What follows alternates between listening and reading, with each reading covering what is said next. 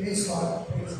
We are going to study today, why did Jesus die on the cross? Pag-aaralan po natin yung hapon na to, kung bakit si Jesus kailangan namatay sa...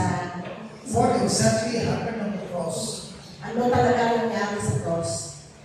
How does my sins get forgiven by Jesus dying on the cross? Paano na lahat ng ating kasalanan ay pinatawad na ng Diyos? The cross is the place where the divine exchange takes place. Ang krus po, doon nangyari ang kung ano ginawa ni Jesus na pinalitan niya na siya na naging pumalit ng ating mga kasalanan. Whatever we have, Jesus takes into his body. Kung ano man ang nasa atin, nilagay ni Jesus sa kanyang katawan. And whatever he has, he gives it to us as a pure gift from God. At yung kung ano ang nasa kanya, binigay sa ating lahat. Regalo sa atin, libre. To understand better, the Bible says God created Adam and Eve in his likeness and image. Para upang maintindihan natin, ang Diyos nilikha tayo sa kanyang sariling hugis. He gave Adam and Eve everything in the Garden of Eden. Binigay niya kay Adan at kay Eve lahat ng nasa kanya. There was nothing lacking in the Garden of Eden. Walang kulang. There was nothing lacking in the Garden of Eden. Walang kulang sa hangin. Everything was in abundance. Lahat sa galang. There was no sickness, no disease, no death, no sorrow, no pain. Walang sakit, walang kamatayan, walang sama ng loob.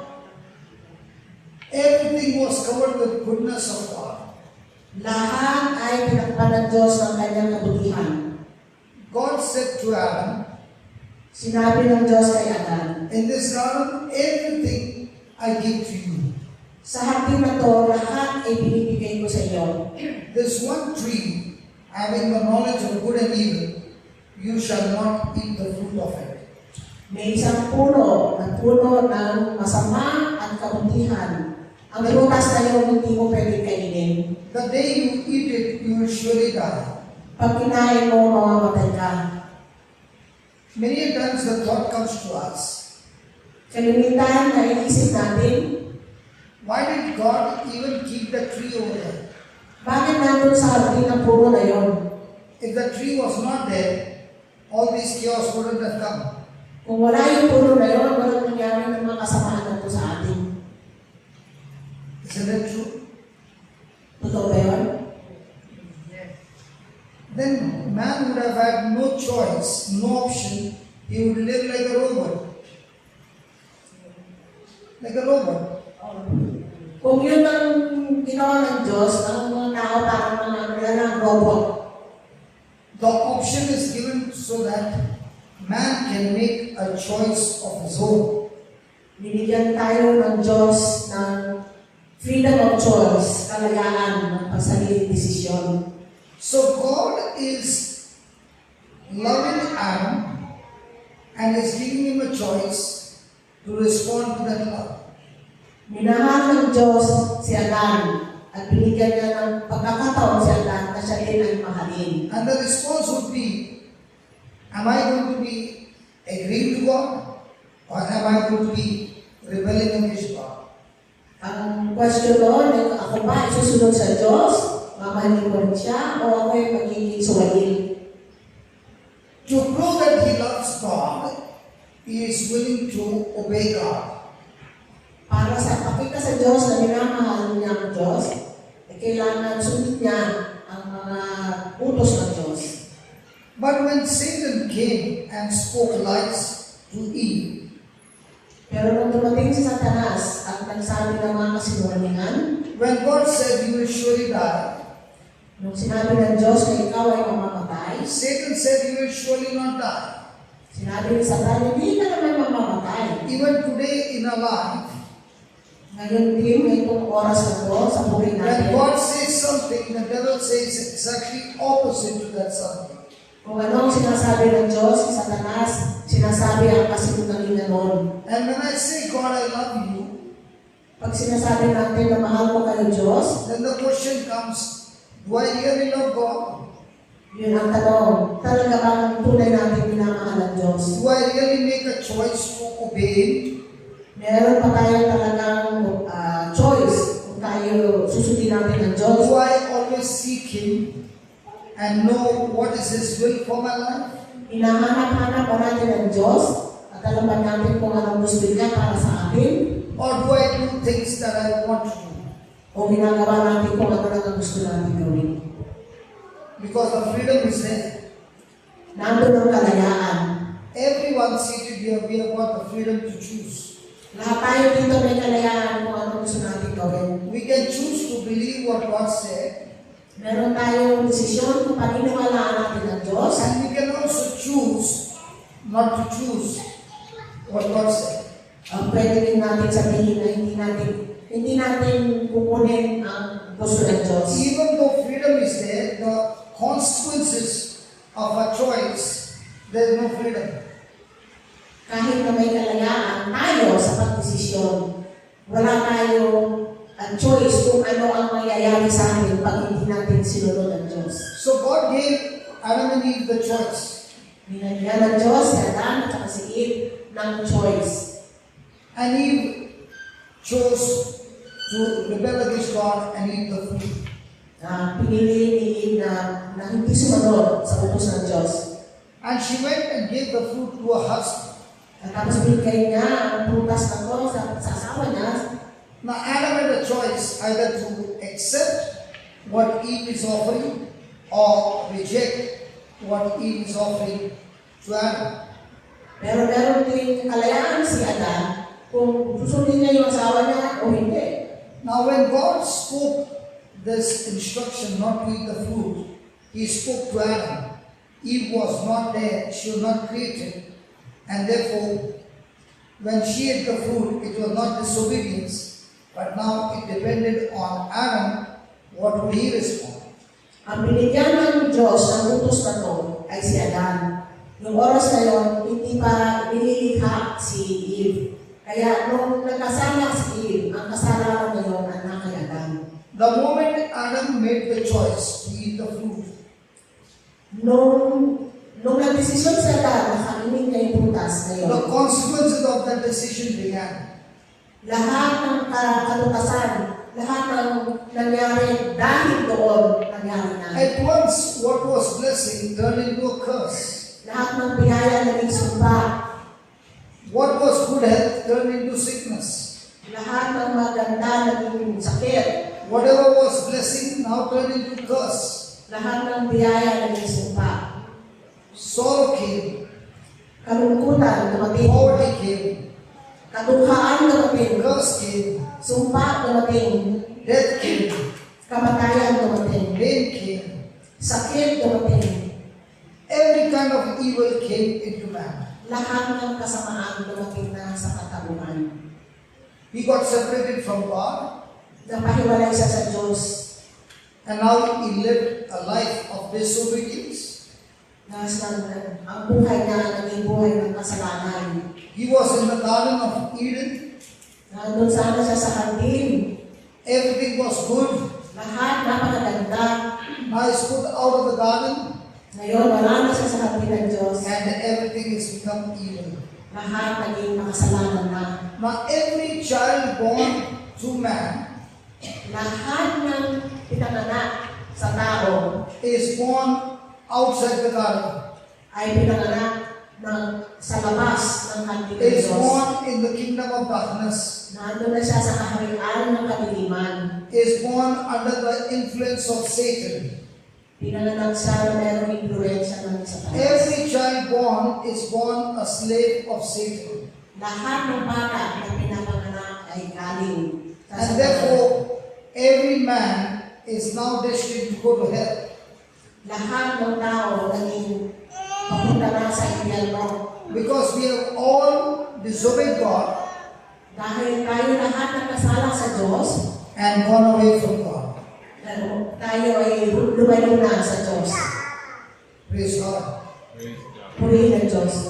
So Jesus, God chooses His Son Jesus So pinili ng Diyos si Jesus to save mankind. para sakipin tayo. He has to come to this planet Earth, Kailangan niya pumunta sa ating kamunduhan. but He cannot come with a sin nature. Pero hindi siya pumunta na meron siyang bahay ng kasalanan. Even that small child over there, Yung maliit na bata na yon, how many months he is? ilang buwan? He's 1 year. Isang taon. He's 1 year, the mama says he's 1 year. The grandmama says 1 year. Isang taon. Okay. Can that child of 1 year commit sin? Yung pagdalang kaliit na bata, maaaring magkaroon ng kasalanan. Grandmother? Yes, How does the child commit sin? because of the parents. Paano nagkakasala ang bata? Because of the parents. Hereditary. Dahil sa magulang. Dahil sa magulang. Because of the parents. So the parents treat the child sin. But he got the sin from the parents. So what kind of sin can he commit? Anong klaseng kasalanan ang pwede niya gawin? Si bata. Sorry? Earthly sin. Earthly. Earthly sin. Earthly sin. Like example. Example? So that's the grandma and she's the great grandma. This is an auntie. This is the grandmother. This is the grandma. That's the auntie. She's the grandmother. Okay, so how does the baby commit sin? So, paano nagkakaroon ng kasalanan ng isang sanggol?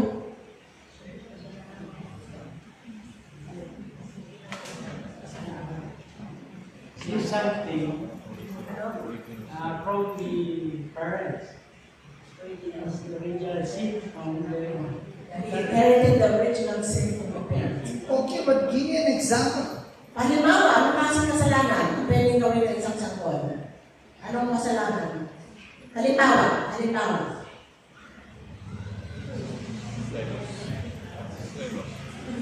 If you can't give me an example, then how will I understand? Yeah. Sanggol.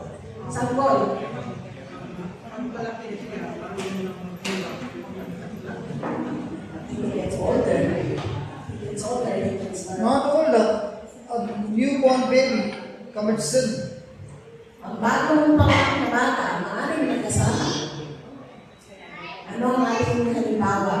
Now everybody shocked. Can a newborn baby commit sin? Magtataka kayo kung paano magkakasala ang isang bagong pangalan.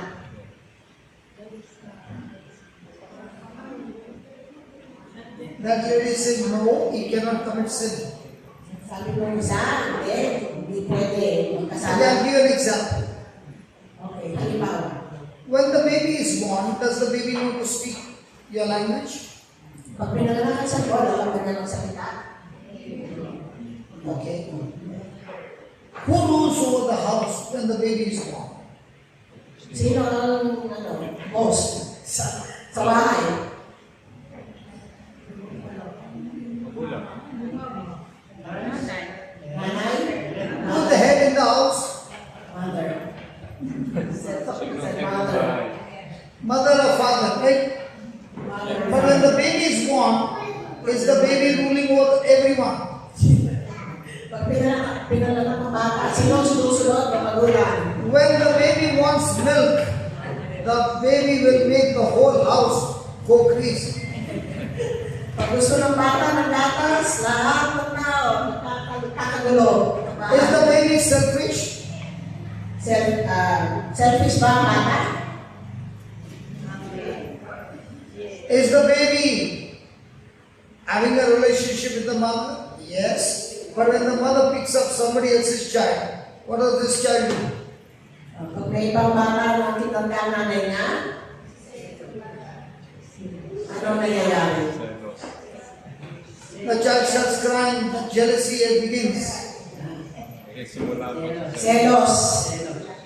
Is the baby ready to share the toys with another baby? Or go and take the other child's toys? He makes the fight. Marunong bang mag-share? Marunong bang mag-share ang bata ng mga laruan niya? Mag-share. And that is the nature of every child born from the mother's womb. Ganyan ang mga bata, kahit na bagong panganak. It is all about I, me, and mine. Laging ako, para sa akin, akin, akin And lahat. if anybody interferes with I, me, and mine, I know how to cry and shout and yell so that everything is given to me. Pag hindi nasunod, iiyak ako, maglulupagi. Now please understand, this nature to rebel against God came from Adam. Ito ang natural na gawakan galing kay Adan. And that is why even though we are Christian, we are baptized, yet even today, it is all about me and mine. Kahit na tayo lahat binyagan ng mga Kristiyano, sa atin pa rin ang inisip natin yung sarili natin. Just think for a moment, you got 24 hours. Out of the 24 hours, how much do you give to God and others? Sa 24 oras natin sa bawat araw, ilan ang yung sandali na yun na binibigay natin sa ating Out of the Diyos? 24 hours, how much time do you think about your own benefits? Ilang sa sandali na yun, ano iniisip nyo na para sa inyo? Now look at the birth of Jesus. Tingnan natin ang pinanganak si Jesus. The birth of Jesus is entirely different Ibang-iba ang panganganak kay Jesus. because his birth did not come through Joseph's sperm, even though Joseph got married to Mother Mary. Ang pagkapanganak kay Jesus hindi galing kay Joseph. The conception that took place was when the angel Gabriel came and gave the seed called the Word of God. Ang pagbubuntis ni Mary ay galing sa Espiritu Santo, galing sa salita ng Diyos. And that seed was fertilized by the Spirit of God, and the conception took place in Mother Mary's womb. Yung bini na yun ang kinuha ng Espiritu Santo at nagbunga sa So the baby born was born without sin. So si Jesus pinanganak ng walang bahid ng kasalanan. And when this baby Jesus was born, he was born sinless, without sin nature. Kaya nung pinanganak si Jesus, wala siya kahit na itong bahid ng kasalanan. And the mama began to teach him the scriptures, and that's why the Bible says he grew in wisdom and in stature. Kaya si Jesus pinalaki ni Mary sa salita ng Diyos at lumaki siya sa kanyang paniniwala sa Diyos. So all throughout his life, there was no disobedience. Throughout his life, there was obedience to his heavenly Father, that is his word. So sa buong buhay ni Kristo, ang sinusunod lamang niya kay ang kanyang Ama. So what was Jesus' battle? Ano ang pinaglalaban ni Jesus? Every moment to live to do the Father's will. Ang lagi niya pinaglalaban ay ang gagawin niya ang gagawin kung ano ang inutos ng kanyang Ama. And the test for him was that Satan will try his best to get him into disobeying his Father. Kaya yun ang ginagawa lagi ng Satanas na kagawa siya ng kasalanan laban sa kanyang Ama. Having lived a sinless life, Jesus could perform as man supernatural miracles that even sickness and disease, even the dead would obey. So dahil lagi niyang sinusunod lamang ang kanyang Ama, ang mga milagro milagro ay lagi niyang nagagawa. Napapagaling niya lahat ng may sakit at kahit na yung mga patay na buhay niya. And living the obedient life to the Word of God, Jesus had authority over every work of Satan. Dahil ginagamit niya ang salita ng Diyos, si Jesus laging napapangibabaw kay Satanas. He had power even to speak to the weather, to the wind, to the storm. Maski na yung mga bagyo, yung mga ihip ng hangin, napapatahimik niya, napapahinto niya. Having lived a life like that, his final destination is that he has to die on the cross. At dahil sinusunod niya ang kanyang ama, What is so special about dying on the cross? ano ang espesyal sa Why the cross? sa cross? The cross is the place where the worst of the worst criminal was crucified. Dahil ang krus doon, pinapatay lahat ng pinakamasamang kriminal sa mundo ng panahon na yun. When you look at that cross was actually meant for you and me to be nailed on the cross. Yung krus na yun para sa atin, bawat isa sa atin. And that was the punishment that we all deserve, to be nailed on the cross. Doon ang dapat na parusa sa atin, ipako sa krus. And Jesus makes the decision to fulfill his Father's will. So nagdesisyon sa Jesus na susundin niya ang kanyang ama. That is willing to become a substitute in our place. Pinalitan niya tayo sa krus. And we see that substitute in the Garden of Eden. So ang kapalitan sa Agin ni Eden.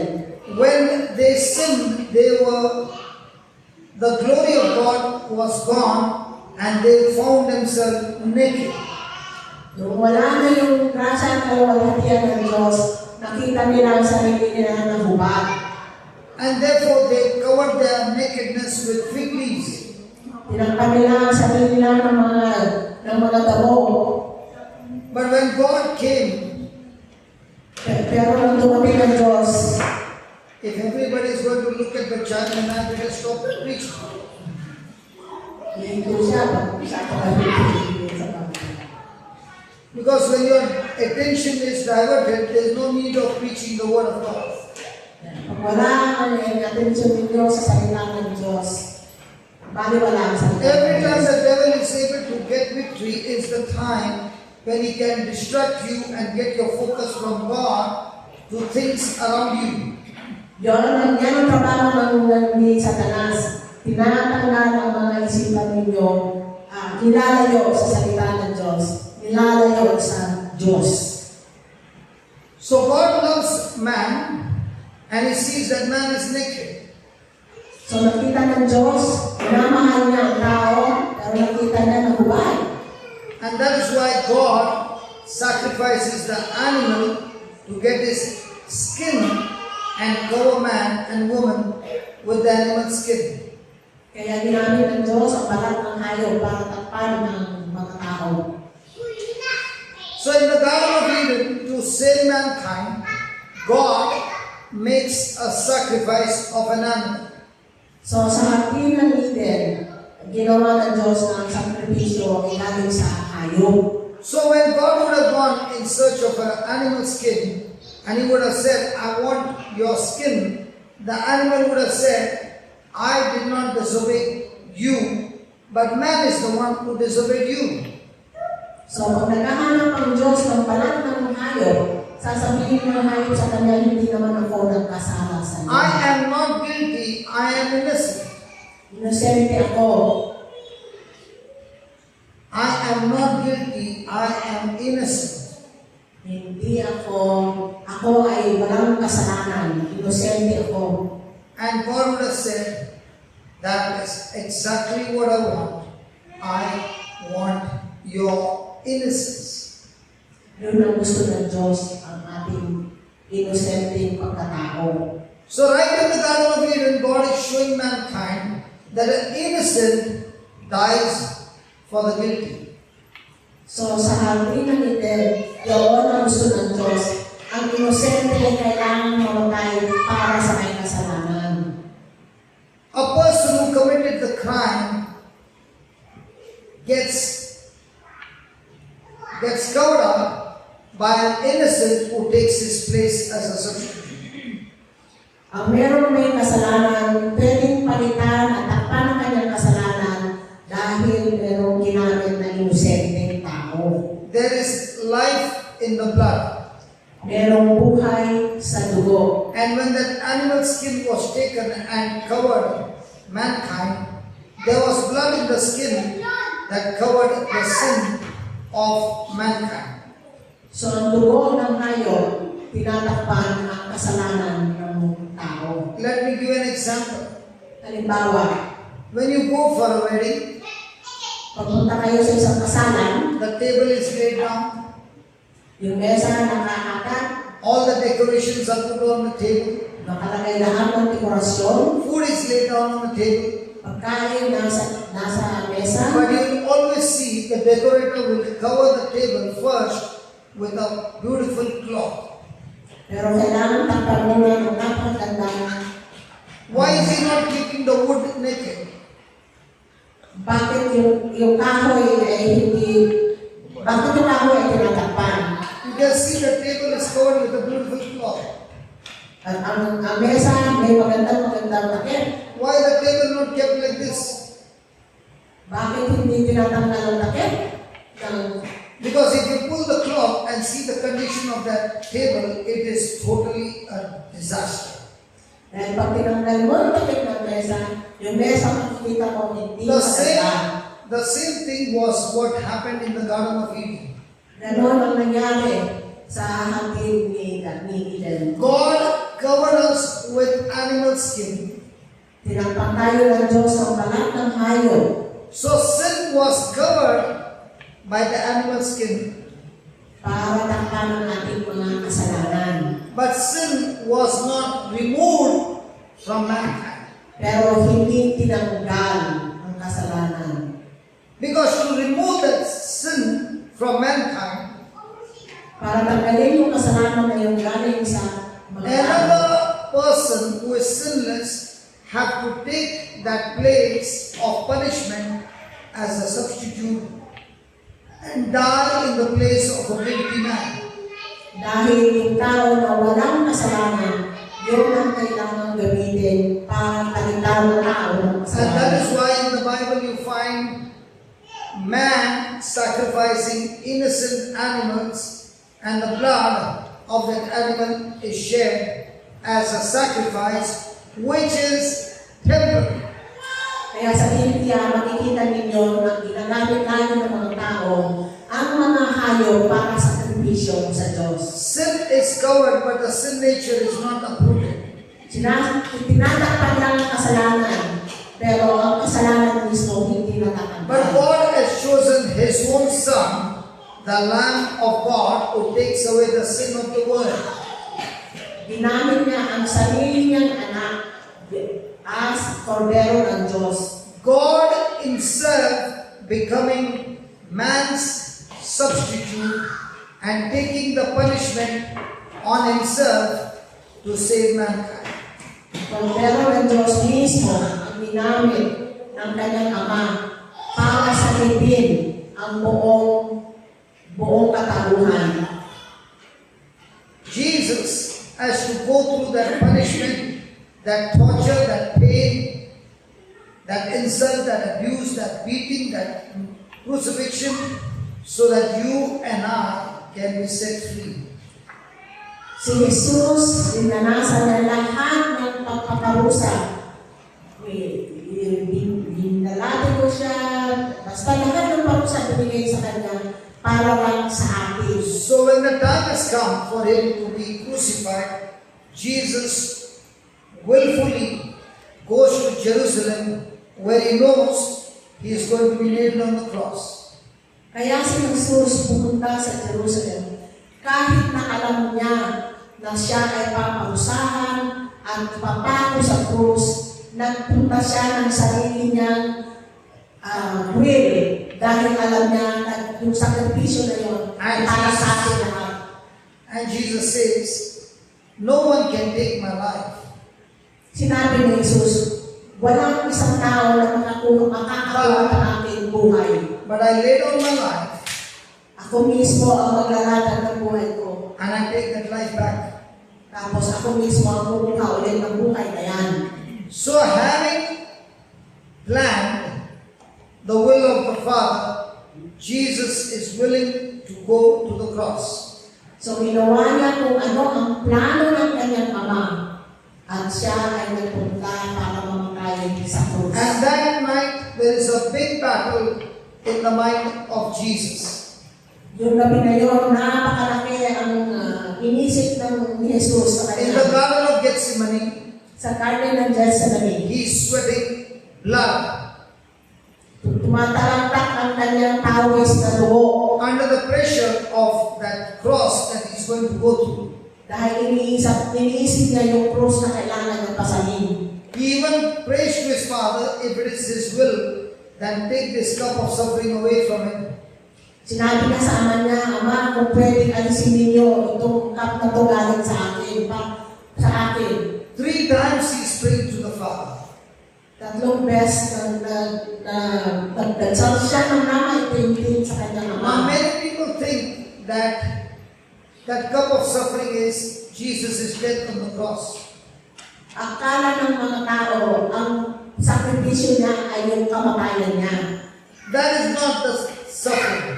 Hindi yun ang kanyang sakripisyo. Jesus came for that purpose.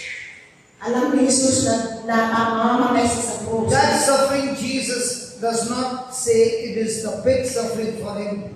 Pero sa kanya, hindi yun ang pinakamalaking sakripisyo. The great suffering that he cannot bear is when he will be nailed on the cross and he will be a substitute. God will take our sin nature, our sins, and put it on his Son who is sinless. Ang pinakamalaking sakripisyo niya, alam niya, kapag siya ay pinako sa krus, lahat ng kasalanan ng sanlibutan, ibibigay ng Ama sa kanyang katawan. At pag nangyari yun, nahiwalay siya sa kanyang Ama. The person who has been sinless is now going to be given the sin nature and the sin of the whole world, which is so poisonous that his relationship with his Father will be cut off. Tatanggapin niya ang lahat ng kasalanan ng buong mundo at dahil doon mawawala sa kanyang Ama. Mahihiwalay siya sa Ama dahil nasa kanya na lahat ang kasalanan ng buong mundo. Jesus cannot bear even the thought of being separated from his Father. Yun ang pinaka-sakripisyo ni Jesus, ang mawalay sa kanyang Ama. For the first time in eternity, Jesus is going to face separation from his Father. Ito lang ang unang tanging sandali na mawawalay siya And sa that is kanyang Ama. That is why on the cross he cries out. Kaya ang sinabi ni Jesus sa krus, My God, Ama, Ama, he does not say, my Father. hindi na sinabi, Ama, sinabi, Diyos, Diyos. Every moment he calls God his Father. Lagi niya tinatawag na Diyos, aking Ama. But at this moment he cannot even call God his Father. Pero dahil sa nahiwalay na sa kanyang Ama, sinasabi niya Diyos. Sin has totally separated him from his Father. Ang kasalanan natin na nasa kanya ngayon, hiniwalay na siya sa kanyang Ama. And he calls God, my God, why have you forsaken me? Kaya sinabi niya, Diyos, Diyos, bakit niyo ako iniwan? Adam faced the same problem, Yun ang nangyari kay Adan. and Jesus faced the same problem. Jesus, doon din ngayon din ang nangyari kay Adam faced the problem that his wife, Eve, disobeyed God, and that disobedience will be that she will die a cursed death. Pero ang nangyari kaya dahil nagkasala si Eve at siya, kaya sila nag-ibalay sa Diyos. What happened in the Garden of Eden has also happened in the Garden of Gethsemane. Yun din ang nangyari kay Jesus sa Gethsemane. Jesus is also facing the similar situation that we are His bride who have disobeyed God. Ganon ang nangyari kay Jesus na dahil sa kasalanan ng tao, Both the Adam are facing the same problem. yun ang parang problema nila pareho ni Jesus at Yanan. Their bride have disobeyed and the bride is going to die. Ang bride, tayo, naging makasalanan.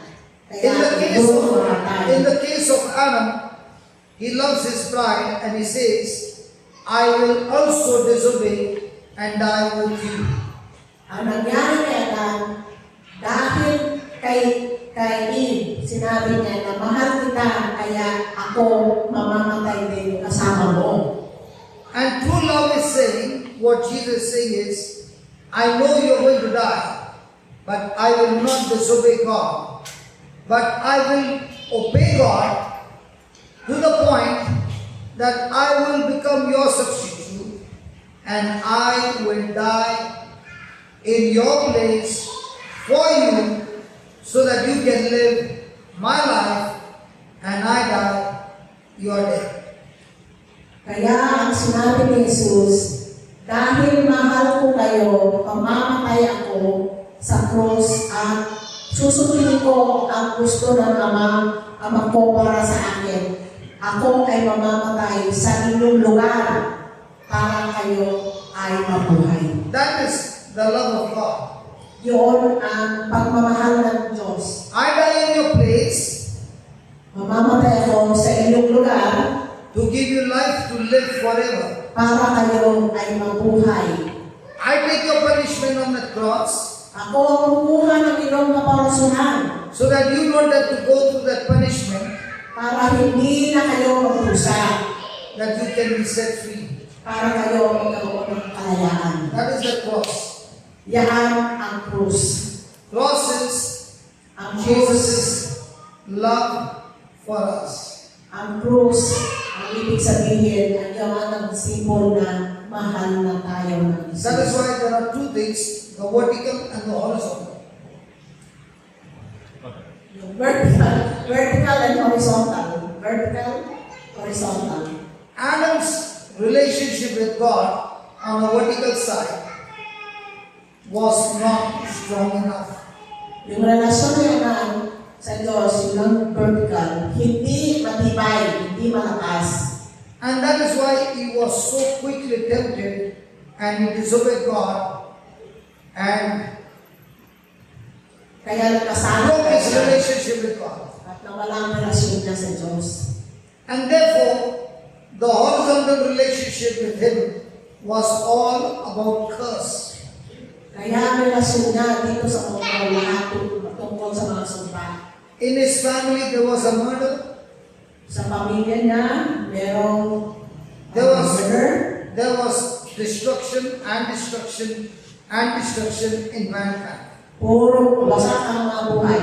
Wasak ang mga buhay ng mga pamilya niya.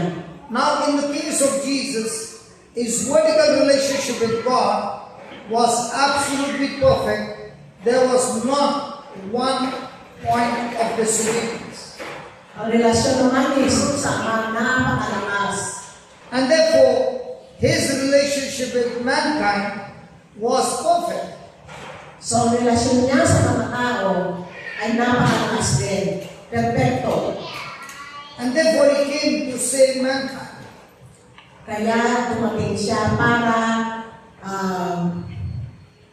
isave ang mga tao. But what was the price? Pero ano ang presyo? The price is he has to take the sin nature, Ang presyo ay kailangan kunin niya yung lahat ng kasalanan ng he has to ng take tao. every sin into his body, Lalagay niya lahat sa katawan niya ang kasalanan ng buong tao. every consequences of sin in his body, Lahat ng mga parusa dahil sa mga kasalanan na yun, kinuha niya. every sickness and disease in his body, Lahat ng mga sakit sa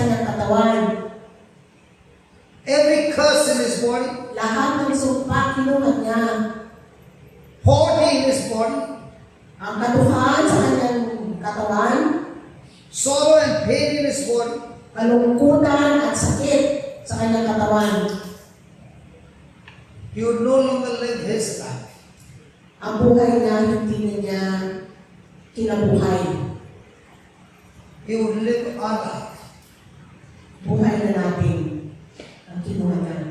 And his life, he would be willing to give it to us. Ang buhay niya, ang ibinigay niya sa ating lahat. And that is what he did on the cross. Yun ang ginawa ni Jesus sa krus. And that is called as love. At yun ang tinatawag na pagmamahal. As you mothers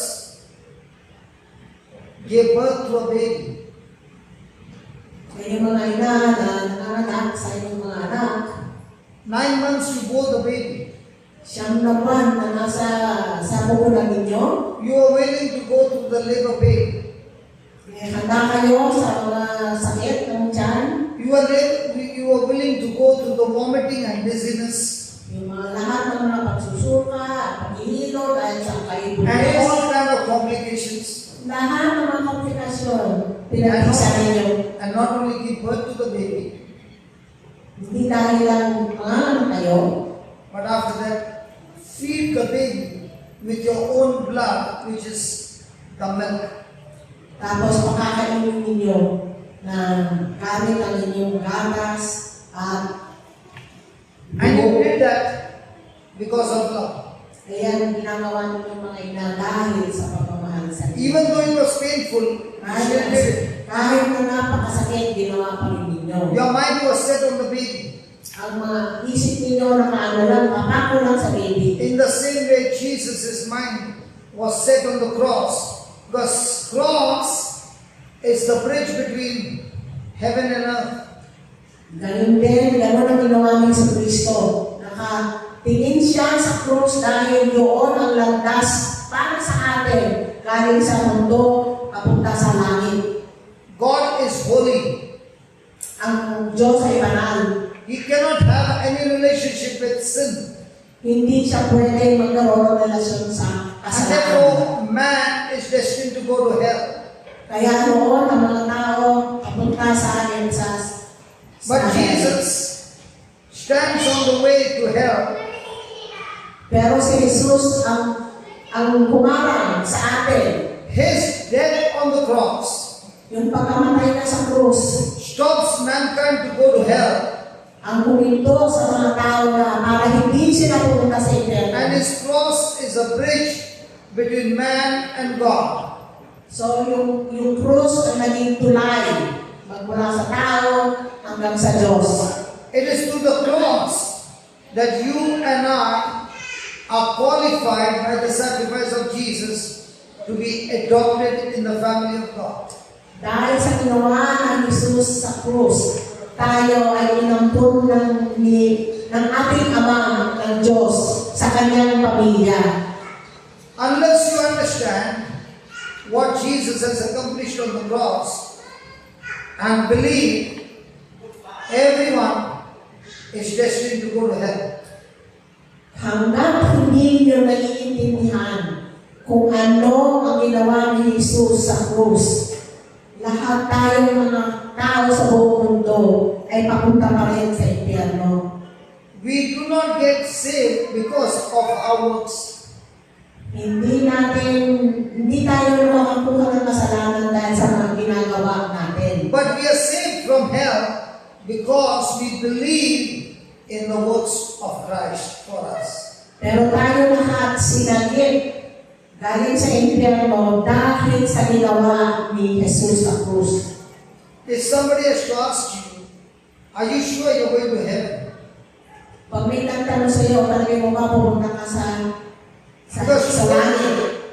Because to go to heaven according to the law, you have to be sinless. Dahil sa bakas ng Diyos, sabi, kailangan walang isang bahid ng kasalanan bago ka magpunta sa langit. So have you committed sin? So tayo ba nagkasala? Have you been selfish? Makasarili ba kayo? Surely we are going to heaven. Pupunta kayo sa impyerno. But because we believe in the cross of Jesus, Pero dahil naniniwala tayo sa krus ni Jesus, His blood shed on the cross ang dugo niya na tumulog sa galing sa krus, forgives us of all our sins pinatawad tayo lahat ng kasalanan natin. and qualifies us to live Ngayon, pwede tayong mabuhay forever in Christ Jesus. ng walang hanggan kasama si Jesus. Can we give the Lord a big hand for that? Palapakan natin sa Jesus sa ginawa niya. Can we stand up and give a big hand to Jesus for that? Tayo tayo. Palapakan natin si Jesus. Can we close our eyes and tell Jesus we thank you? Sa kanya mga mata niyo. Salamat po, Jesus. Thank you, Lord Jesus, Salamat po sa inyo, Panginoon Jesus. for taking my place on the cross, At kinuha ninyo ang lugar ko sa krus. for being my substitute. Pinalitan niyo ako sa krus. Can we all repeat these words, please? Ulitin natin ang mga salitang ito. Thank you, Lord Jesus. Salamat po si Kristo.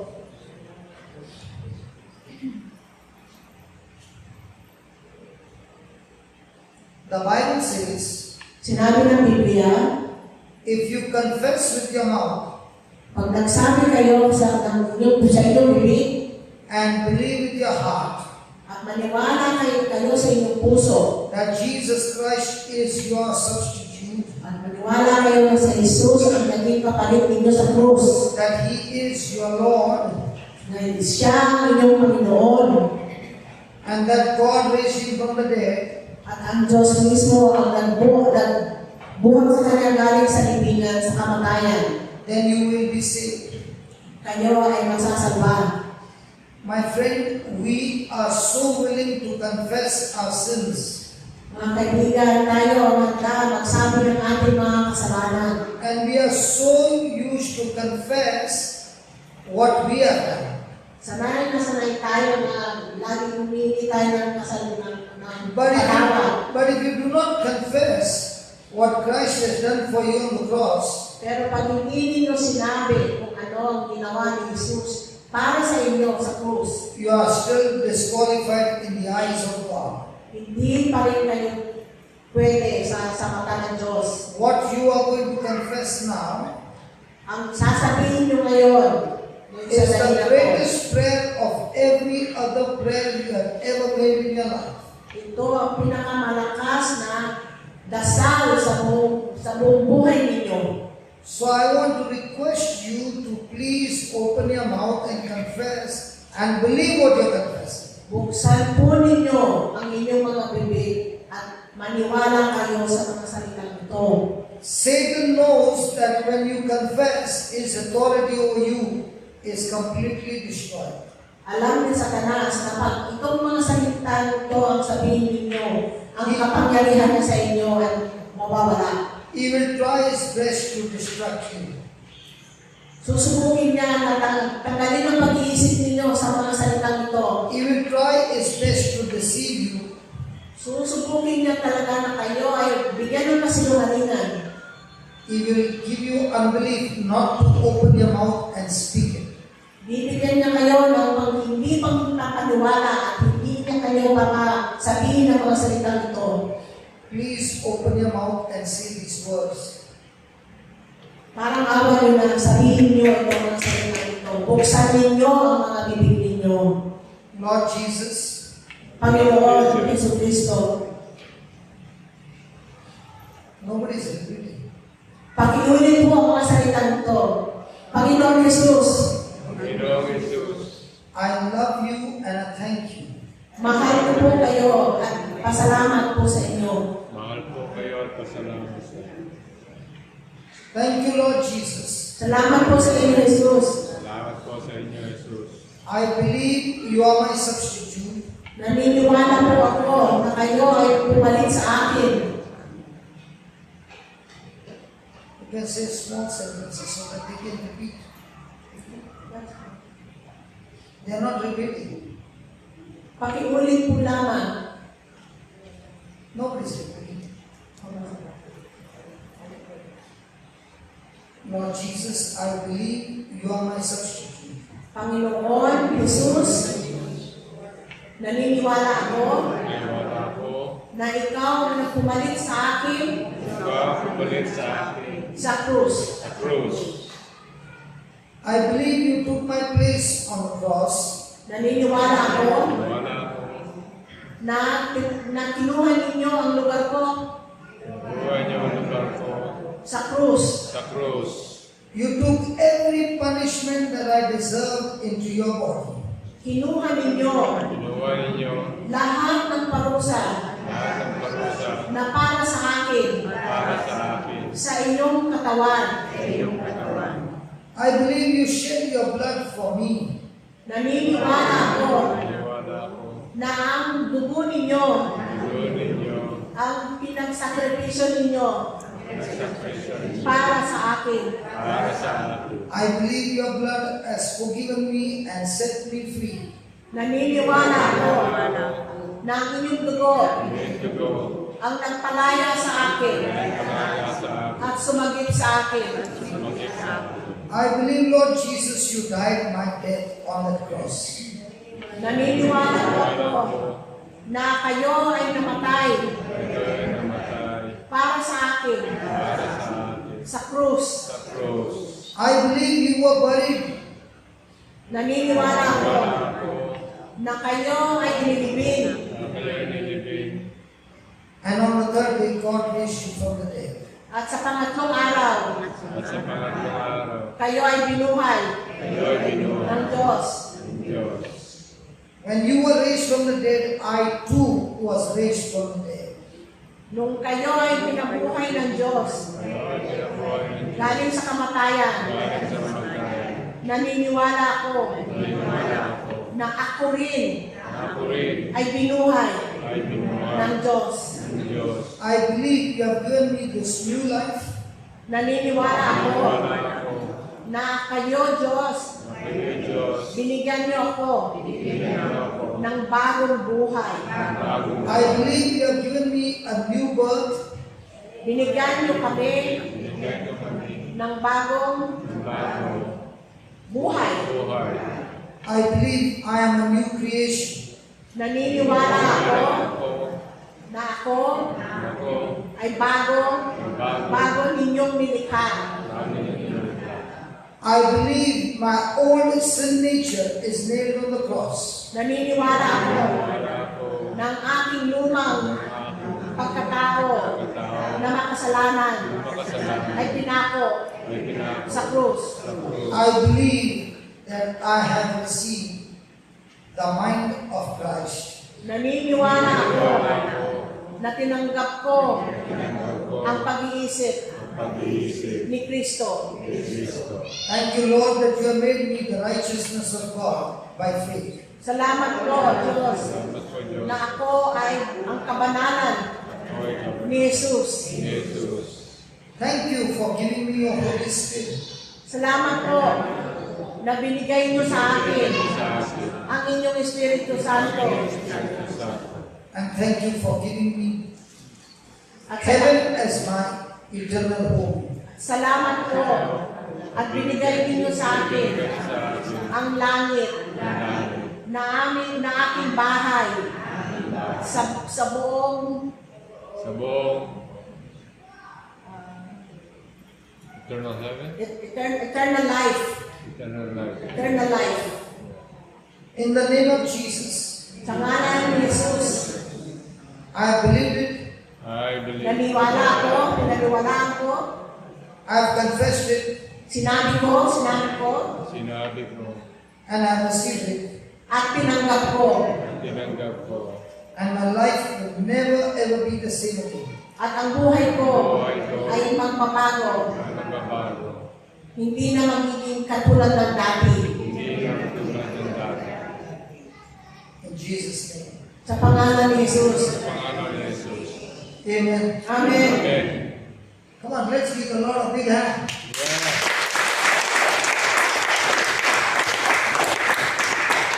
Now please sit down.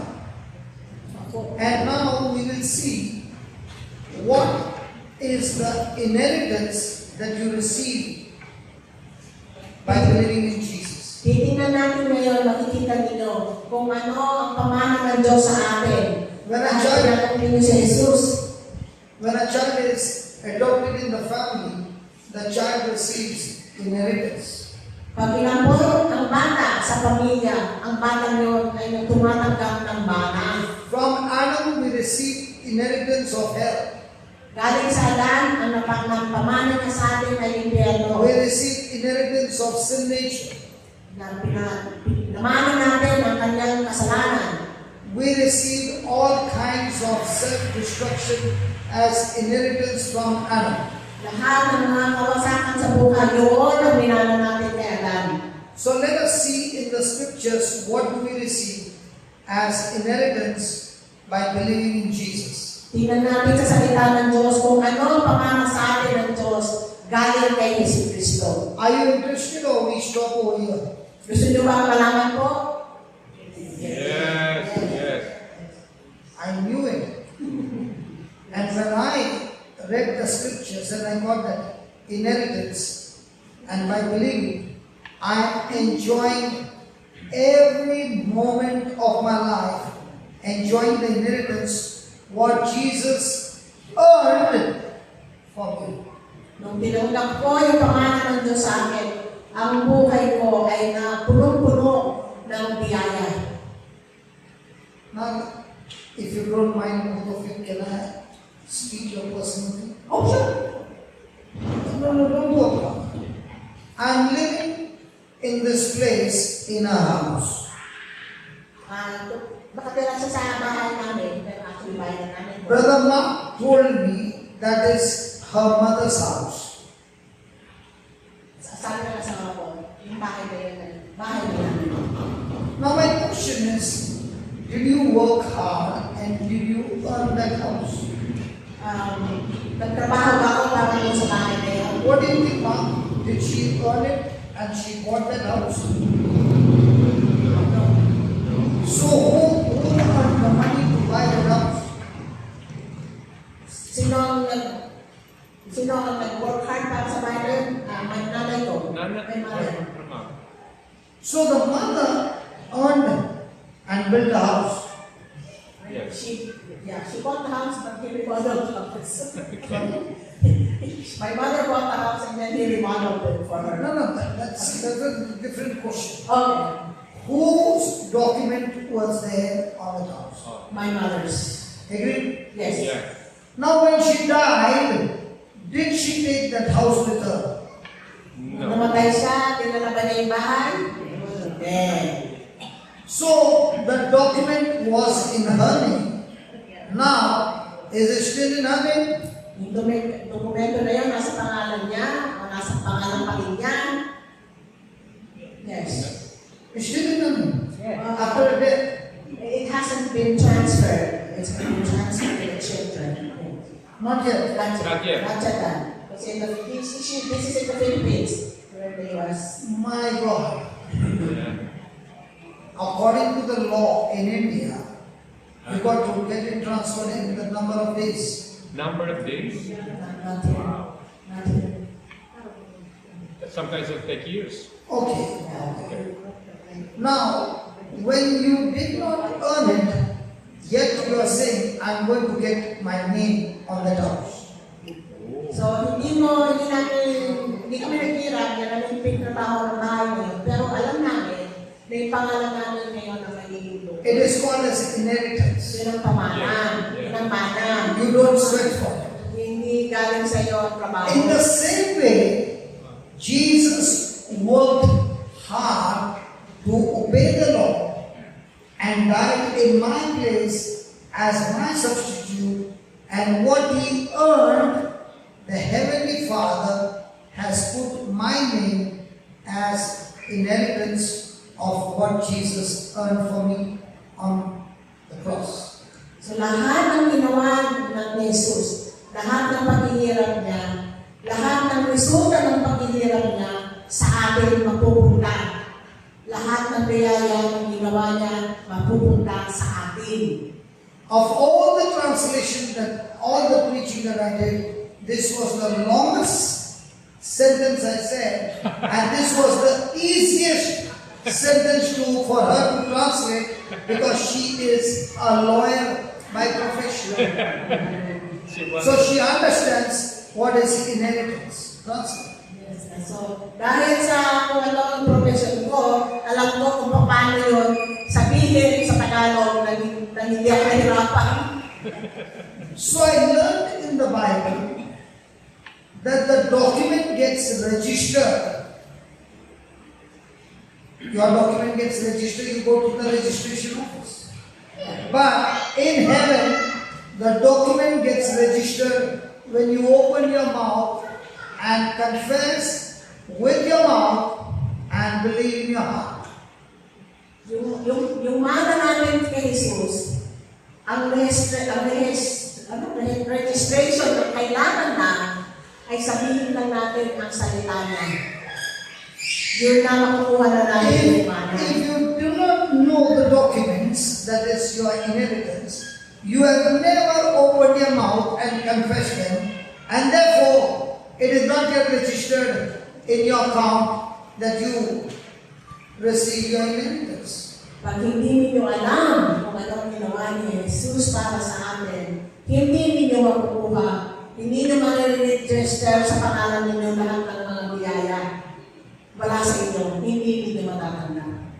So the inheritance is heaven, and if you have not confessed it and believed, you have not yet enjoyed heaven on earth. You are still living a hellish life that came from Adam. Pag hindi ninyo naintindihan kung ano ang mana na ibinigay sa iyo ni Jesus, ang buhay ninyo pareho pa rin. Walang pagbabago. Imagine for a person who has been begging outside the church. May isang tao na maaaring namamalimos sa labas ng simbahan. And one day a person comes to him and says, "Are you so and so person's son?" Tapos may pumunta sa kanya, sinabi sa kanya, ikaw ba ang anak ng Is your father's name this? Your grandfather's name this? Ito ba ang tatay mo? Ito ba ang lolo mo? Are you belonging to this family? Ikaw ba ang parte ka ng pamilya na to? And the person says yes. Sinabi ng tao, oo. Then the person says, "Why are you begging?" Sinabi sa kanya, bakit ka namamalimos? Because he says, "I don't have the money." Sabi niya, wala akong pera. So this elderly man says, "How foolish you are." Sabi ng lalaki sa kanya, ikaw ay hindi mataling ng tao. And he puts him in the car and takes him to a place Dinala siya ng mamang ito sa ibang lugar. and shows him the big place over there vacant. Nakita sa kanya isang napakalaking lugar. Walang nakatira. This place had been bought by your grandfather, and he had made a document that this place goes to my grandson. Yung lolo mo na nagbigay ng dokumento na itong lugar na to ay para sa aking apo. The grandson begins to ask that man, "Are you sure about it?" Sigurado ka ba sa sinabi mo? He says, "Come with me, I'll show you the document." Sabi mo, mama, sige na napapakita ko sa iyo ang And he takes dokumento. the document to the register office, Nakita niya yung dokumento sa registrar's office. and they find that document and everything is in order. Malaman dokumento nandun. And the land gets registered in his name. Tapos na-register yung lupa sa pangalan niya. Now, do you think this man, this son, has to stand outside the church and beg? Pero ngayon ba, itong taong to ay kailangan pang mamanimo sa labas ng simbahan? Brother Mark, this is a real story that happened, okay? Somebody brought an old man to our center. Meron nang pumunta sa center nila sa India. Ang Very isang elderly tao. man, Ang maganda na, and he had lost his memory and lost his mind. pero wala nang naaalala. Somebody found him on the street begging, Nakita siya sa daan na mamalimos. so they brought him to the center. Dinala sa sentro nila.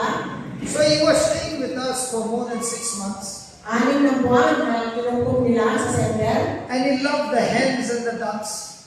Na nagustuhan niya yung mga manok at saka mga pato. And they were all very friendly with him. Gusto-gusto siya. And as people were coming for the retreats, Pag dumadating yung mga tao sa retreat, somebody spotted him. meron nakakilala sa kanya. And they said, how did this man come to this place? Tinanong ng mama niyo, paano nakapunta yung taong ko sa sentro ninyo? He said, we do not know this man. He doesn't speak about anything. And we don't know his identity. Hindi namin kilala kung sino ito. That person said, do you know who that person is? Alam niyo ba kung sino yung taong to? He owns more than 300 acres of land in Goa. Ang mamang to may-ari ng 300 hectares area ng lupa sa Goa. So the person reported to the family, Ang sinabi ng tao dun sa pamilya, and the family came and took him to their place. dinala, kinuha siya ng pamilya sa Now, kanilang I don't know why they were so urgent in taking him to their place. Hindi namin alam kung bakit Might be to get a signature from him. binadali na kunin yung mama. But what I'm trying to say is, this man owned more than 300 acres of land, and he was on the street begging. Hindi niya, itong mamang to, may-ari pala ng 300 hectares ng lupa. Actually, acres. Acres ng land, yung pala naman In the same way, we Christians are owning heaven as an inheritance, and when you do not know the documents in the Bible, we live as beggars and not believers. Ganon din tayo mga Kristiyano. Kung hindi natin alam na lahat ng dokumento nandyan na galing kay Jesus, hindi magbabago ang buhay natin. And Satan is very, very happy as long as you are only thinking about what you did in your life. Kasi sa Satanas, ang pinakamasayang tao pag hindi niya, tayo lang nalilitid lang natin kung anong ginawa natin sa buhay Because natin. Satan can all the time accuse you and make you guilty and condemn with all the wrong things that you've done. Yun ang trabaho ng Satanas. Papaisipin ka lang kung ano lahat ng mga samang bagay na ginawa mo. And that's why the moment you use the word confession, Kaya yung sinabi mong confess, the first thing we Catholics will confess is our sin. unang-unang nasa isip natin kasalanan. And then will come the full stop. Tapos ito na tayo. But the Bible is all about confessing what Jesus did for you on the cross so that you can receive your inheritance. Pero ang Biblia puno-puno ng lahat ng ginawa ni Jesus para malaman natin ang ginawa niya at malaman natin marami na tayong mana galing sa Diyos. How many people do you find confessing the promises of God? Sino sa inyo nakakalam ng tao na walang ginawa kundi salitalin ang mga promises ng ating Diyos? Which is already accomplished, and all that you need to do is believe and receive. Ginawa na lahat yun ng Diyos, ginawa na lahat ng Jesus. Ang kailangan lang natin ay maniwala, tanggapin at maniwala. And how many people are still begging for years and years and keep on begging but not open the Bible and read the documents which speaks about your inheritance? Ang mga tao, gusto nila na makaawa sa Diyos na tulungan sila. Imbis na buksan ang Biblia, para malaman nila kung ano na pamana sa kanila ng Diyos at ang kailangan nilang gawin ay sabihin ang mga pangako ng Diyos. Yesterday the books were given to you. May mga ito kami binigay sa inyo na How ako. many of you went home and read from that book? Sino sa inyo ang nagbasa ng mga libreta na yun ang binigay namin? You know why? Bakit? Because they is not a prayer book. Na hindi prayer book yan eh. I told you yesterday this is not a prayer book. Sinabi namin hindi prayer book yan. This is a book of your inheritance. Ito ang book, itong libreta ng mga Satan pangako. has no problem when you pray and pray and pray. Hindi, walang problema ang Satanas kung kayo magdadasal. Because many a times our prayers are not according to what Jesus has done for us. Kasi kalimitan ang mga dasal natin hindi nakaayon sa Let mga me pangako ng Diyos. let me give an example. The Bible says, the Bible says, ang sabi ng Biblia, when Jesus hung on the cross, nung siya pinanggap sa krus, his body was wounded, ang katawan niya nasugatan, and by those wounds, at sa mga sugat na yon, you have been healed. tayo ay pinagaling na. God is saying you have been healed. Sinabi ng Diyos, pinagaling na kayo. And you are saying, God, please heal me. Tapos ang dasal mo, panagalingin niyo ako, Diyos. Now you're praying very hard. Nagdadasal ka ng galing, natin sa buhay. And you're asking God to heal you. puso. Tapos sinasabi mo sa Diyos, The panagalingin mo ako. The moment you said, God, please heal me, Sa sandali na sinabi mo na Diyos, panagalingin niyo ako, you just told God, you are a big liar. sinabi niyo sa Diyos ay sinungaling siya. Either you are a liar, Ipinan ako ng sinungaling, or I am a liar. ang Diyos ang sinungaling. But one person is a liar. Pero isa sa atin ang nagsisinungaling. Both cannot be true. Hindi pareho na tama. ang So sabi. one is saying, I've healed you. Yung isa nagsabi, magaling ka na, pinagaling ka na. The other person is saying, please heal me. Tapos yung isang nagdadasal, pagalingin niyo ako. So according to you, who is true and who is a liar? So sa inyo, sino ang nagsisinungaling? Sino ang nagsasabi ng totoo? God says He has already healed by the wounds of Jesus. Sabi sa Biblia, ikaw magaling na dahil sa sugat ng Jesus. And you are saying, God, please heal me. Tapos ang dasal mo, pwede ba Diyos, pagalingin niyo ako? Which one do you believe? Ano ang pinaniniwalaan ninyo? Those cans over there, they are not working. May mga fans na hindi Are they not working or the switch is off? switch is off? Naka-off lang ba? What happens if you put on the switch? Pag inuan mo yung switch, ano mangyayari? Aanda. So everything is connected. Lahat nakakonektado, Only the switch needs to be put on. kailangan lang yung switch i-on. In the same way, Ganon din, when you confess with your mouth, pag nagsalita kayo, gamitin yung bibig nyo what Jesus has done for you on the cross, kung ano ang ginawa ni Jesus para sa atin sa krus, you just switched on the switch of heaven. inon ninyo ang switch ng langit. And if you can keep that switch on Kung mananatili na naka-on ang switch na yun, by believing and confessing, sa paniniwala at sa pagsasalita, then everything in your life will begin to change. ang buong buhay ninyo ay magbabago. That is how you receive your inheritance. Ganon ninyo matatanggap ang pamana galing sa You Diyos. can take this book home, Iuwi ninyo yung libro na to, keep this book on the altar, ilagay lang sa altar, roam with this book in your pocket. or lagay ninyo sa ano ninyo, sa I guarantee you nothing will change. walang mangyayari. Kung ganun lang ang But gagawin. the moment you open this book Pero sa sandali na buksan ninyo itong and you libro na to, start memorizing one line at a time, just one line, at tandaan ninyo maski isa-isa lang na linya sa libro and nito, speaking it throughout the day, at sasabihin ninyo paulit-ulit sa isang araw, if your life doesn't change when I come back next time, you get slapped. pag hindi nagbago ang isip ninyo, pag sa isang taon, pag nagbalik na dito, pwede nyo sampalin si Brother Johnson. The reason I'm saying is, Sinasabi na to, you and I cannot change our life kayo at kami, hindi namin mapapabago ang buhay namin. because we are extremely weak.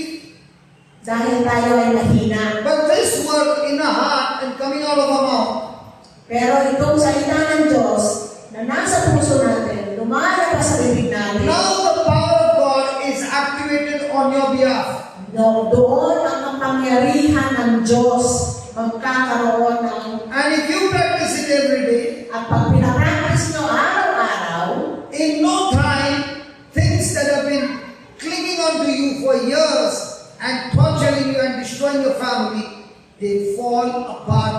when you speak the words of faith. Pag sinabi ninyo itong mga salitang ito ng pananampalataya, pag sinabi ninyo, walang sandali lang ang pagbabago, makikita ninyo ang pagbabago sa inyong buhay. The real challenge is not whether God will heal you. Ang pagsubok ay kung ang Diyos ay papagalingin The tayo. real challenge is, will you believe and confess this word every day, day and night? Ang pagsubok ay kayo ba handang sabihin ang mga salitang ito ng Diyos araw-araw, umaga. The question is not whether God will give me coconuts.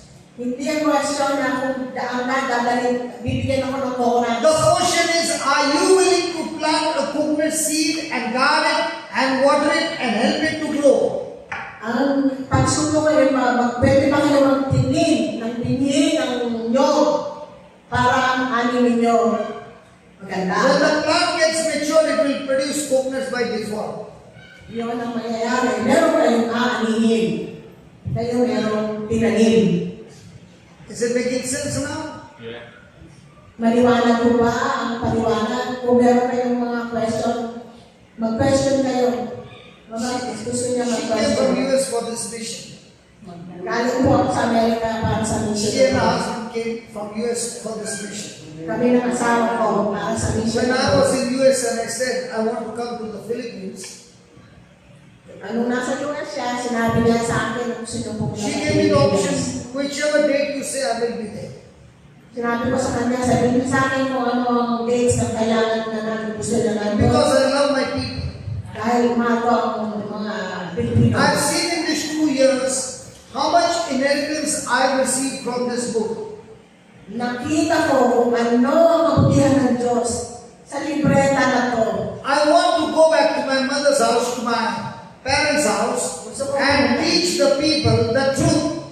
Gusto kong pumunta sa Pilipinas para magibahagi sa lahat ng mga If I Pilipino. can give my people something, let me give them the inheritance of heaven, which is through Christ Jesus. Kung meron lang ako may bibigay sa mga Pilipino, bibigay ko ang pamana ng Diyos. So they left their family back then and they came to give you that inheritance. Inuwanan namin mga pamilya namin para sa The seeds are given to you. The seeds are given to you. yung binhi ng Diyos, binigay na sa inyong lahat. But if you don't plant the seeds, Kailangan itanim ninyo.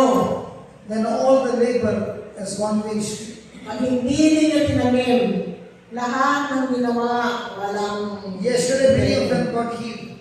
May 3 tao dito na gumaling kahapon. That healing is only to show you how the seed works.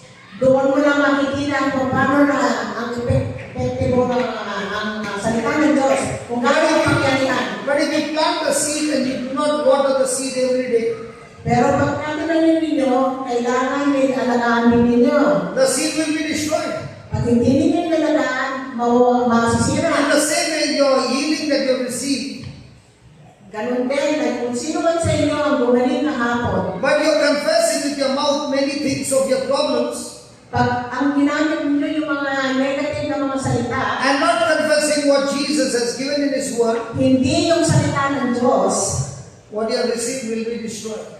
yung pamana ng buhay ninyo mawawala. Ang Diyos A mismo. person who has got pride cannot receive the grace of God. Ang tao na may pride, hindi makakatanggap ng biyaya ng Diyos. Somebody will say, shyness is pride. Yeah. Sabihin niyo ba na pagkahiya ay pride? It is pride. Yun ay pride. Because the definition of pride is all about me. Dahil ang definition ng pride, pag inisip mo sa sarili mo. Let me give you an example. This is a curtain rod. Kunyari ito ay lahat ng kortina. It has got 2 ends. May dalawang dulo-dulo. This end, the person is arrogant, the person is egoistic, the person is all about I, boasting all the time. It's pride. Ito para lang sa tao na iniisip ng sarili niya. And this side, the person is shy, doesn't speak to anybody, but shy. Okay, yung isa ay shy. They don't- Mahiyain. Doesn't boast about anything, Walang hindi nagmamalaki, but is quiet, pero tahimik lang, but shy. pero mahiyain. What is shy? Shy is nothing about you thinking about yourself? Ang kahiyanin, Nag-iisip What ka if sa people sarili. think about me? sasabihin mo, ay, ako baka may When they look at me, sa what are they akin. thinking about me? May sabihin tungkol sa akin. What are they saying about me? Ano sasabihin nila tungkol sa akin? What are they talking about me? Nagsasabi sila tungkol sa akin. Here also it is me, Ito rin dahil sa and here also it is tungkol me. din sa kanya. Parehong tulong tungkol sa The sarili. devil wants you to be shy, so that in the shyness you will not open your mouth. Kaya pag nahihiya kayo, kahit na may question kayo tungkol sa mga sinabi ngayon. But if somebody comes to trouble you, at that time you are not shy. That time you will open your mouth and speak all that the devil is putting in your mind. Pagka merong tao sa inyo na nabihisip kayo, lahat ng salita ang lalabas sa bibig nyo. Sa mga salita. If I have to ask her, have you ever taken a mic like this and never preached? Never. Have I ever taken a mic And preached? and preached? Not preached, but not preached. That's a Taking the mic, public not speaking, preach. yes. So it becomes difficult for a person to even take a mic and speak. Mahirap na kunin ng mic at mag-preach. When I got married and they gave me the mic for the first time, Nung ako nag-asawa, binigyan ako ng mic for the first time. I was so much with sweating and fearful that I could not even speak for 3 minutes. Pinabisan ako ng malaki at nervous ako, hindi ako kapagsalita at 3 minuto. But when I came to the Word of God, Pero ngayon, ang salita ng Diyos, God changed everything. pinalitan lahat ng And Diyos. He said, when you are fearful, you are not having faith. Dahil pag ikaw takot, wala kang When you are pananampalataya. fearful, you are not connected to me, you are connected to the lies of the devil. Pag ikaw lang takot, ang connection mo ay sa kasinungalingan ng And He demonyo. brought me out of shyness. Kaya binundan ako ng salita ng Diyos. He brought me out of fear. He brought me out of fear. Tinanggal niya ako sa takot. He made me bold and courageous. Ginawa niya ako matapang, malakas sa loob. To depend on Him and speak what He wants me to speak. At nagde-depende lang ako sa Kanya, sa Diyos. At sasabihin mo kung anong gusto niyang sabihin ko. Now the mic spends more time than any person on this earth. Ngayon, ang kasipin niya lagi yung mic. Hallelujah. Hallelujah. So remember, in your shyness, you will not open your mouth.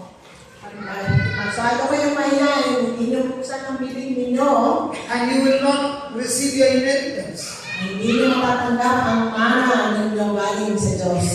So let us see the first blessing that comes looking at the cross of Jesus. Unang-unang biyaya, galing sa krus. This is in Isaiah 53, verse number 6. Isaiah 53, verse 6. All we like sheep have gone astray. Lahat tayo ay parang Tupa. tupa na naligaw. All we like sheep have gone astray. Para tayong tupa na naligaw. We have turned everyone Ginawa natin ang lahat, to his own way. kanya-kanyang landas. We have turned Na tumungo tayo, everyone to his own way. kanya-kanyang landas. And the Lord has laid on him At ang Diyos ay binigay sa Kanya the iniquity of us all. lahat ng ating mga kasalanan. Somebody might Bisensya. say, I have not committed theft. Meron sa nagsasabi, hindi man ako magnakaw. I have not snatched somebody else's property. Hindi ko kinuha ang ari-arian ng iba. I have not committed adultery. Hindi ako nagawa ng I have adultery. not committed murder. Hindi ako pumatay ng tao. But there is one sin that is common to all, that we all have committed. May isang kasalanan na lahat ng tao ginawa. And what is that sin? Ano yun? We have all gone astray. Lahat tayo lumihis ng landas. We have all gone to do our own way. Lahat tayo pinanganak na gagawin kung ano. In that 24 hours, whose way are you following? Your own way Kaninong landas ang tinututo natin? Atin o ang landas ng Diyos? Whose desire do you want to fulfill? Your desire or God's desire? Kaninong pagnanasa ang ginagawa natin? Yung sa atin o sa pagnanasa ng Diyos? And because we have all gone astray, Dahil tayo ay lumihis ng landas, Jesus endured the consequences of that sin in our place on the cross. si Jesus ang pumasang lahat ng mga kasalanan natin. So all the punishment that was due on us for going astray, So lahat ng punishment para sa atin, si Jesus ang tumanggap. God is now offering His goodness that was due on Jesus because of obedience. He is giving all the goodness as an inheritance to me through Christ Jesus.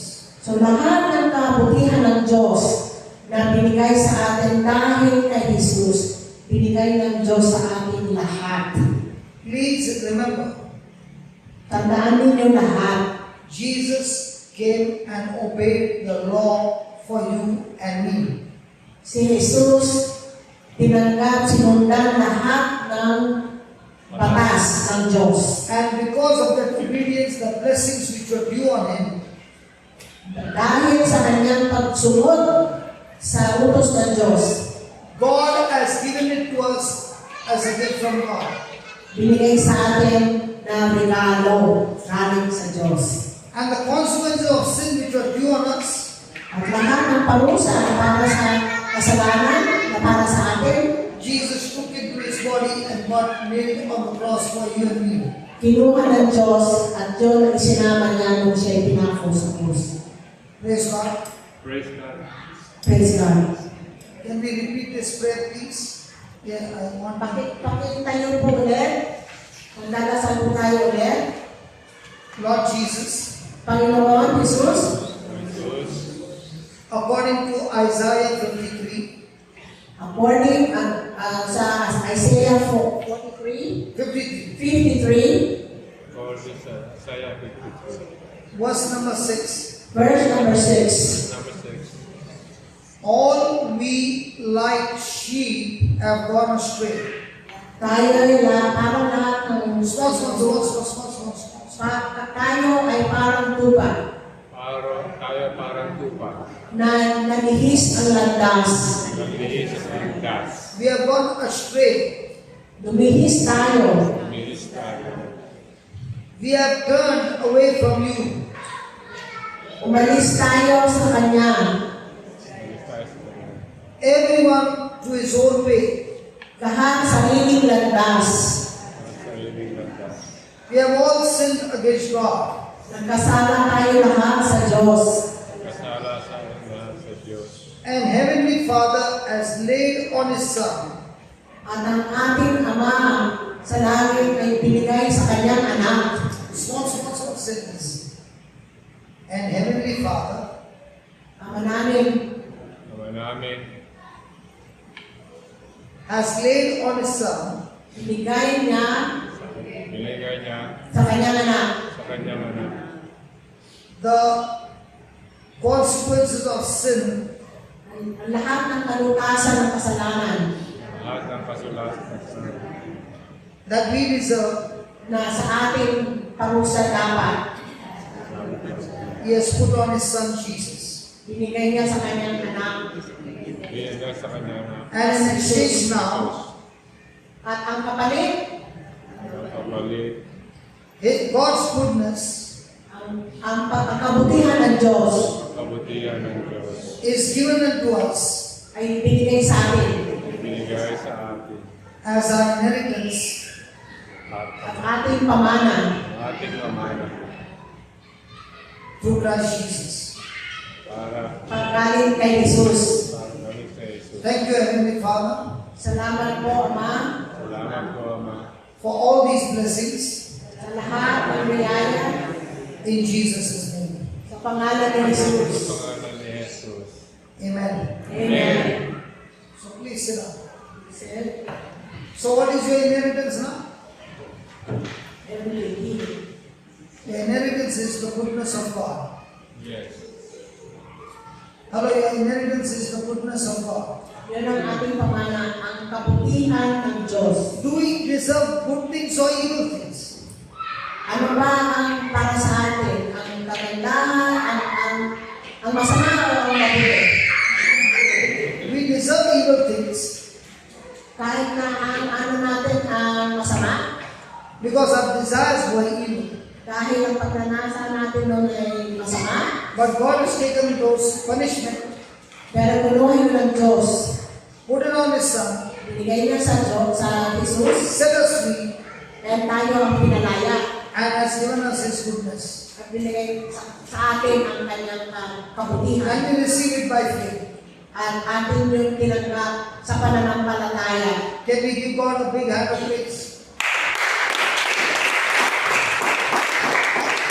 Let me give an example. Halimbawa. Halimbawa, How many people do you think Moses killed the Christians? Oh, Paul, when he was Saul. ilan paningin ninyo, ilang Kristiyano ang pinatay ni Saul na naging Saint Paul? Ilang Kristiyano ang So pinatay niya? what does Saul deserve? Dahil sa mga pinatay niya, anong dapat niya naging parusa? He deserves hell. Impyerno?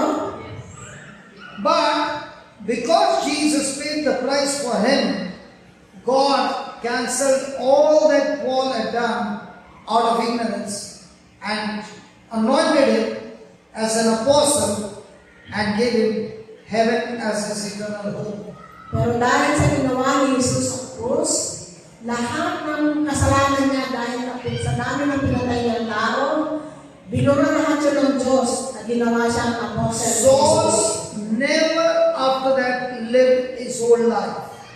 So, si Saul hindi na nagbago ang buong buhay niya. He realized the love of Christ for him so great that he gave up his name, fame, money, position, every authority, everything in exchange of receiving a relationship with Jesus. Dahil sa naranasan niya ang napakalaking pagmamahal ng Diyos sa kanya, iniwan niya lahat ang kanyang mga bagay sa buhay niya para lang magkaroon ng relasyon sa Diyos. Can I ask you a question? Pwede mo kayong tanongin? Our relationship with Jesus is based on what? Ang relasyon natin kay Jesus ay nakabase saan? What can I get from Jesus or what can I give up for Jesus? Ano ba ang pwede kong kunin kay Jesus o ano ang pwede kong ibigay kay Jesus? When a person is really loving Jesus, you will find him giving up everything to follow Jesus. Yeah. Kung talagang mahal ninyo sa Jesus, lahat ay ibibigay ninyo sa Kanya. And that is how the early church was. Ganon ang pinakaunang simbahan.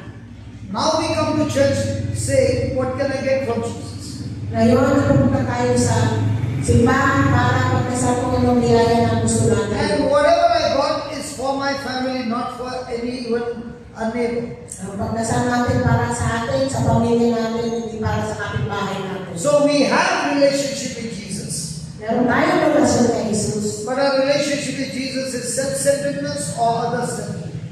Ang relasyon natin kay Jesus para sa sarili o para sa iba. It is very easy to pray for others, but opening a purse is difficult. Yan, nagbibigay tayo. Nagbibigay pa tayo sa iba.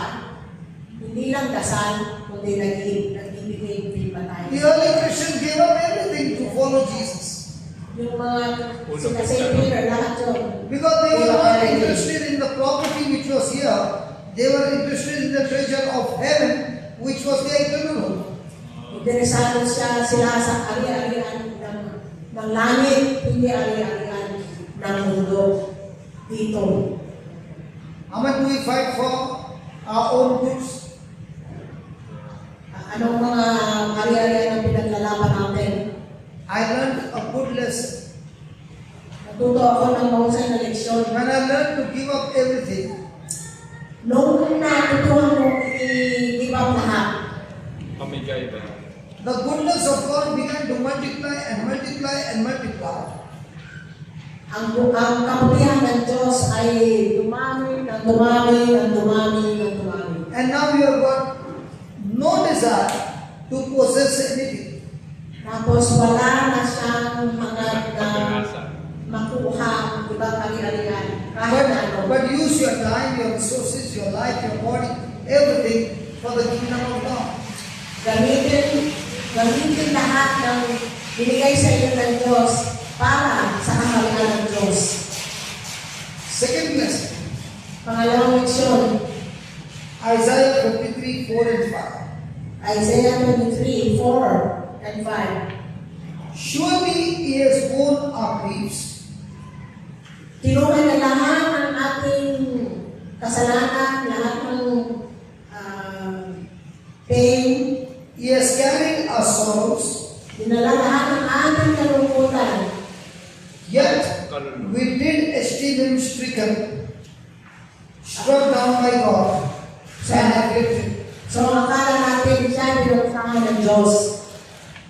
But he was wounded for our transgressions, Pero siya ay sinugatan dahil sa ating mga kasalanan. he was bruised for our iniquities. Sinugatan siya dahil sa ating mga hindi magandang ginawa. The chastisement for our peace was upon him, Yung mga dapat na sa ating pinarusahan, sa kanya binigay. and by his stripes we are healed.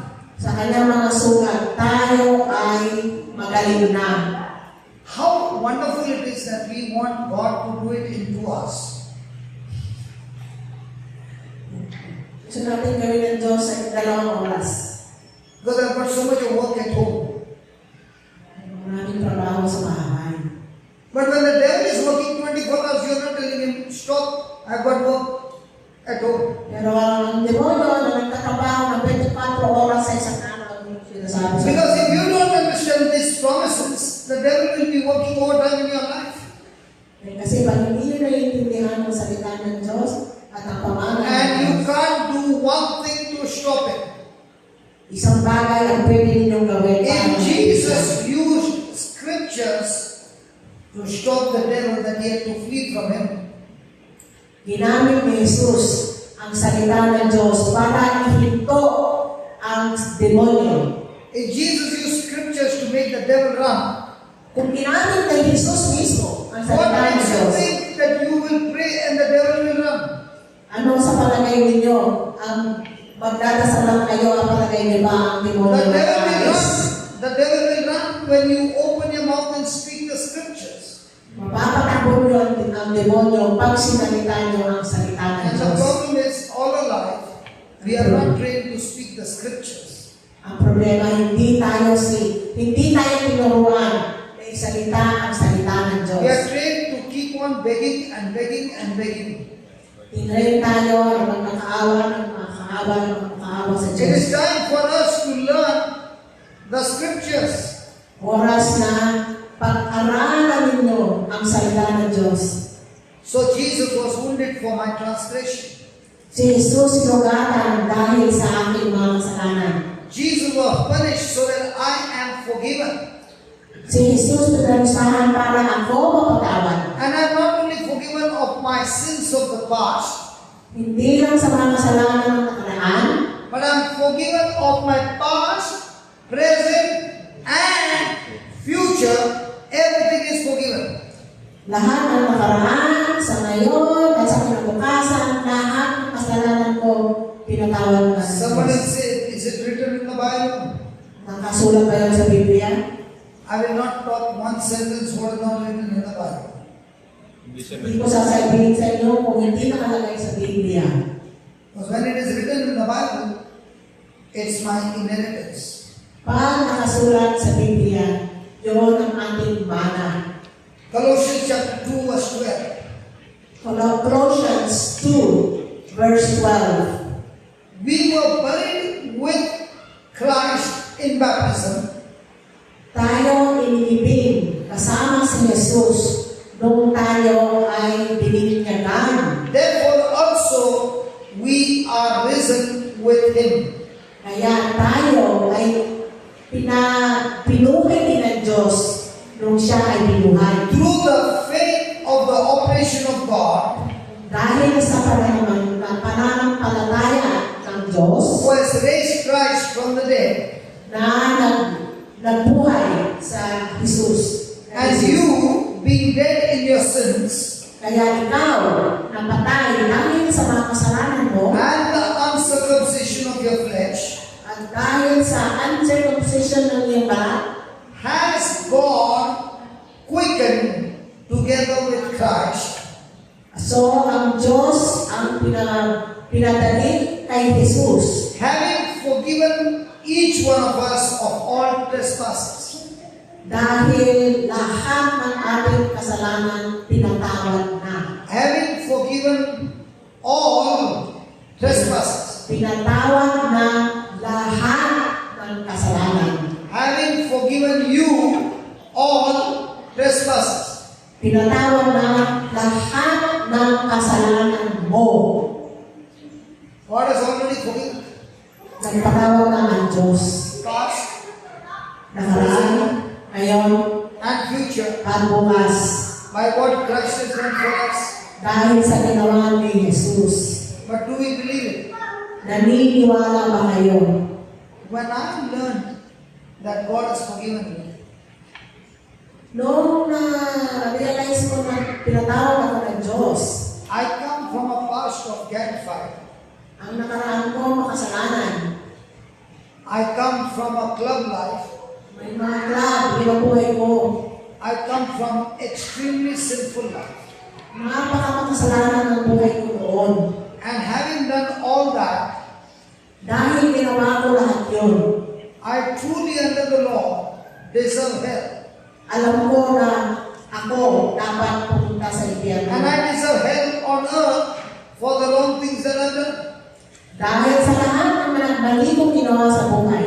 But when I read the scriptures, Pero nung binasa ko itong scripture na to, the scripture says, because Jesus took your place on the cross, kung sinabi ng scripture na to na dahil kinuha ni Jesus sa krus, every consequence of sin is nailed on the cross. lahat ng kasalanan natin ay pinako sa krus. God has forgiven you, Tinatawag kayo ng Diyos, and all the penalty has been paid by Jesus. lahat ng parusa binayaran ka ni Jesus sa krus. You are forgiven Ikaw ay pinatawad and set free. at pinalaya. When I heard that, Nung narinig ko ito, I started jumping.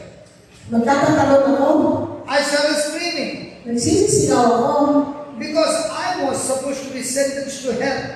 kasi alam ko, sentensyado na ako sa impyerno. And God said, no, you don't have to go to hell. Sabi ng Diyos, no, hindi na. My son went on your behalf. Ang anak ko na ang He is your gumawa. substitute, Siya pumalit sa iyo and He pushed you to heaven. at pinasa ka na niya sa langit. I have adopted you in the family, Inampun na kita sa pamilya ko and you're mine. at ikaw ay akin. And not only that, At hindi lang yun.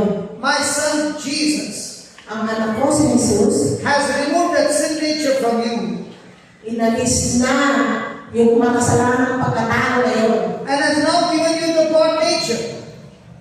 Binigay na sa iyo ang kabanalan ng Diyos. So with His new nature, Itong bagong kapagkatao na to, you can imitate Christ pwede mo tularan sa Jesus. through His word Gamitin mo ang salita niya and live like Him, at mamuhay ka ng katulad niya, victorious on this earth. matagumpay sa mundo ito.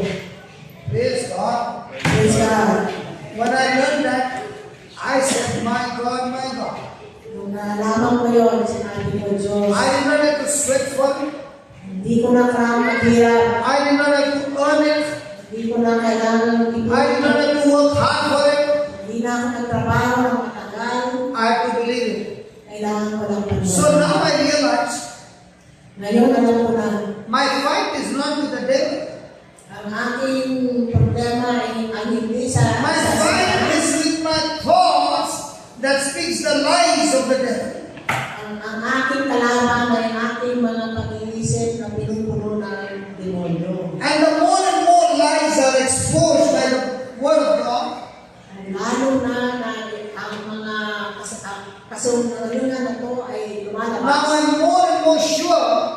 to live the life of righteousness which God has given me a gift. Ngayon ko alam na dapat ang aking buhay ay may And this is kasalanan. our inheritance for everyone. Ito ang pamana sa ating lahat. Will it be manifested in everybody's life? Ito ba makikita ninyo sa lahat ng mga tao? Mangyayari ba ito? Yeah. Will it be manifested in everybody's life? Mangyayari ba ito sa lahat ng buhay ninyo? Yeah. Absolutely no. I'll give you an example. Again, your house. Okay, bahay namin. Brother Mark, when we came to live in your house, Tayo dumating, Brother Jeff had put all the taps closed. yung mga gripo nakasara. So the water that came from the municipal was closed. So yung tubig galing sa munisipyo, sarado. Was the tank full or empty? Yung tangke ba, puno o walang laman? Because the tank was empty, we opened the tap and even a drop of water would come was a big blessing. Kung meron mang lumabas na isang patak, milagro. So Brother Jeff said, no problem. Tomorrow morning, when the water comes, I'll stay awake. Bukas pagdating ng tubig, magigising ako. So when we were sleeping, he was awake. Tulog kami, gising siya. And in the morning, he said, the tank is full. Nung nagising kami, puno ng tangke. Now because the tank is full, we can have water at least for a week. Yan, ngayon, marami na kami tubig. But who stayed awake? Sino ang nagising? In the same way, who took a place on the cross? Jesus. And just as the municipal supplied the water, in the same way, God the Father is supplying His goodness to all of us, if only you learn to open the tap. Kung malaman nyo lang na pwede nyo lang ikutin at i-on ang gripo para lang matanggap lahat ng kabutihan ng Diyos. So why am I explaining you this scripture? Bakit ko pinaliliwanag sa ito? Because when you understand this, Dahil pag natin you open your mouth and you speak, pag binuksan ninyo ang bibig nyo, the tap of God's goodness is switched on. ang kabutihan ng Diyos, yung gripo ng kabutihan ng And Diyos, the day you bukas. start getting the taste of it, At matitikman ninyo ang kabutihan ng Diyos. now you're digging into the Bible to find more and more inheritance. Ngayon, babasahin nyo ng Diyos, makikita nyo But maraming pamana. slowly, the Holy Spirit is leading you into a love relationship with Jesus. Ang banal na Espiritu ang magdadala sa inyo, katapit kayo ng It maraming starts with Jesus. getting goodness of God. It starts with goodness of God. Nag-uumpisa sa kabutihan ng Diyos, But slowly, you are not interested in the goodness of the blessing, you are interested in the blessing. pero sa sandaling yun, hindi na kayo interesado sa mga You are no longer blessing ni Jesus.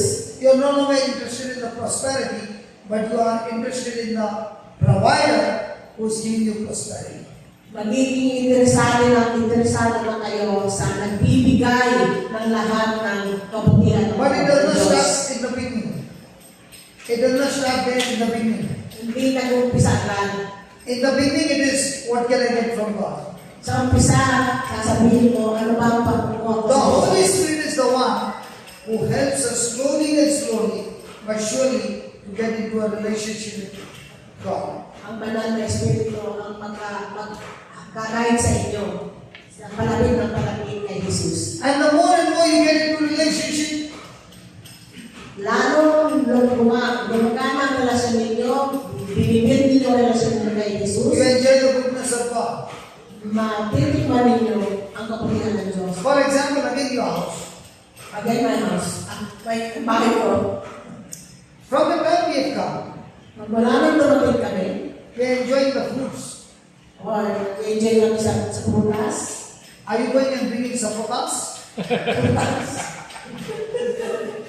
Fruits, yes. Are you going and bringing? No. Yes. stays here and he goes to the same person to buy fruits.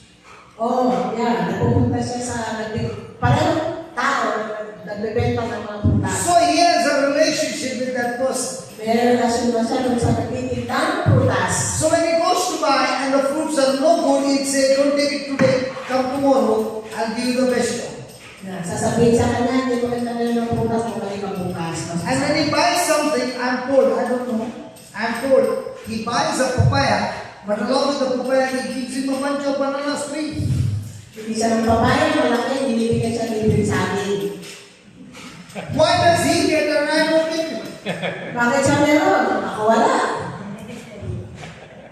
Why does he get it and I don't get it? Because he has the connection. Why does he get it and his wife doesn't get it? Good connection. Connection, the connection. The relationship. In the same way, when you have a relationship with Jesus, you get everything from him absolutely free. Pag meron na siyempre kay Jesus, lahat ibibigay sa inyo. Libre lahat, libre. Now look at it. Can you see Jesus on the cross? Nakita niyo ba sa Jesus sa Now cross? watch what the Bible says. Blotting out the handwriting of ordinances Tinatanggal lahat ng mga batas, mga ordinances, that was against us, na laban sa atin, which was contrary to us.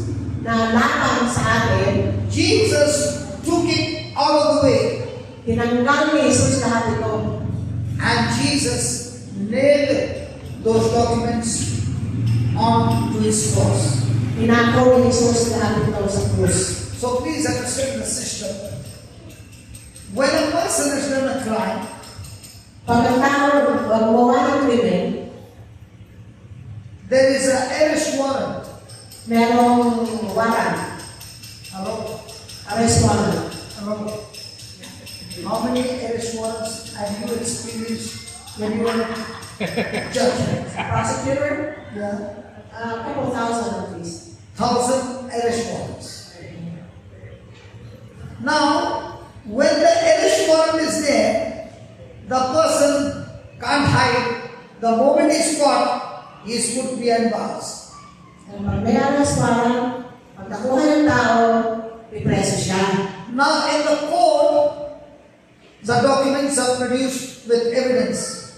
Sa korte, binibigay yung mga dokumento. And now, the prosecutor is going to give sentence 10 years imprisonment. The hammer will come down. Ang parusa, 10 taon. Do you use that hammer? Too much. That's for the judge. Actually, you are I'm the prosecutor. Prosecutor. the lawyer. The lawyer. Oh, you are not a judge. I'm not a judge. So she fights the case. I actually filed the criminal charges Yeah. against the person. Okay. So I'm the criminal, and she's fighting I'm against me, prosecuting you. and she's saying this man should be given 25 years of imprisonment. Right, right. Sabi ko, Look at the husband saying, right. 25 years of imprisonment. Right. 25 years. And the judge is about to say, just then a young man walks into the court. May pumasok na lalaki, parang lalaki.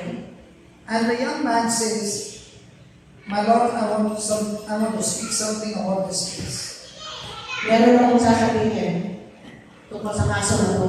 And he opens his mouth and says, the Sabi prosecutor who is putting charges against this man for 25 years, I want to say to you, the punishment that is due to him has been already paid by me on the cross. And how can you punish him again for the same crime which has already been paid in full by me?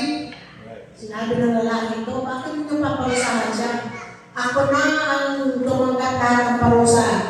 Ginawa ko na lahat ng parusa sa akin para sa lalaki ito. Bakit mo siya paparusahan ulit? In the court they say jeopardy. What they say? Double jeopardy. Double jeopardy. Double. Double.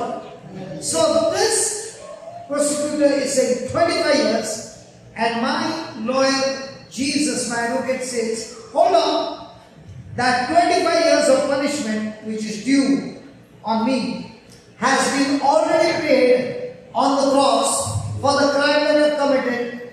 Judge, you cannot punish my client again for the punishment that has already been paid. What do you say? We are in the court now. Talk now. Prosecutor, talk. Prosecutor, come on, talk. The case that you are talking about has already been paid by Jesus. Now, do you have any charges against me? No. Case dismissed. That is what it is in the court of heaven. Yan ang korte ng langit. Let me tell you, many people will still get persecuted. Marami pa rin mga tao na mapaprosecute. And let me give you the reason why. Ito ang dahilan. Let's go to Revelation Revelation 12, 12, verse 10. verse 10. Listen to this. A day will come when we'll all be standing in the court of heaven. Dadating ang panahon na tayo ay tatayo sa korte ng langit. None of us will escape. Walang makaligtas sa atin. And this is what is given in the Bible. Ito ang nakasulat sa But I'm Biblia. so sure nobody has ever told you this passage. Palagay namin hindi pa ninyo narinig So let ito. me tell you the truth. Ito ang totoo. Because on that day when you stand, you will be sure to answer the right thing. Pag tinanong kayo, para malaman ninyo kung ano Revelation chapter 10, 12 verse 10. Sorry. Revelation 12:10. And I heard a loud voice in heaven. Nakarinig ako ng malakas na boses sa langit. Now is come salvation and strength, Ngayon, dumadating na ang salvasyon. and the kingdom of our God, Ang kingdom, ang kaharian ng ating and Diyos, the power of His Christ. at saka ang kanyang kapangyarihan, For the accuser, that is Satan, for the accuser of our brethren is cast down. ang takapagsisi sa atin, si Satanas. The accuser accuses them before our God day and night. Ang si Satanas, lagi tayong sinisisi buong araw, araw-gabi. Satan is accusing each one of us before God day and night. Ginagawa ng demonyo ito, lagi tayong sinisisi sa mga ginagawa natin. Now let me see how smart the prosecutor is. So let's see her experience of court and my experience of the Lord who gave me the revelation of how you can win this case. Okay? So Satan is accusing So, si Satanas, sinisisi ang isang tao, me siya, of all the things that I did obeying him day and night. lahat ng ginawa ko na ayon sa Satanas. Have you ever committed sin? Sino sa inyo, may kasalanan po sa inyo? Yes. Yeah. When you commit sin, who do you obey? Satan or God? Pag kayo nagkasala, sino ang sinunod nyo? Ang Diyos o si Satanas? And Satan is accusing the judge, accusing us before the judge, and says, I want justice. Sasabihin ng Satanas, gusto ko ng hustisya. This person has obeyed me and disobeyed you. Itong tao na to, sinunod ako, hindi kayo, Diyos. And therefore it deserves to come with me to hell. Kaya kailangan sumama siya sa akin. Sa Sa impyerno. impyerno. So the Bible says, they overcame Satan by the blood of the Lamb and by the word of their testimony, and they loved not their lives until the death. Oh, sorry, I told you. And they overcame him, Naumiran sa kanyang umiran sila. and we overcome Satan Natalo namin si Satanas by the blood of the Lamb sa dugo ng kordero ng Diyos and by the word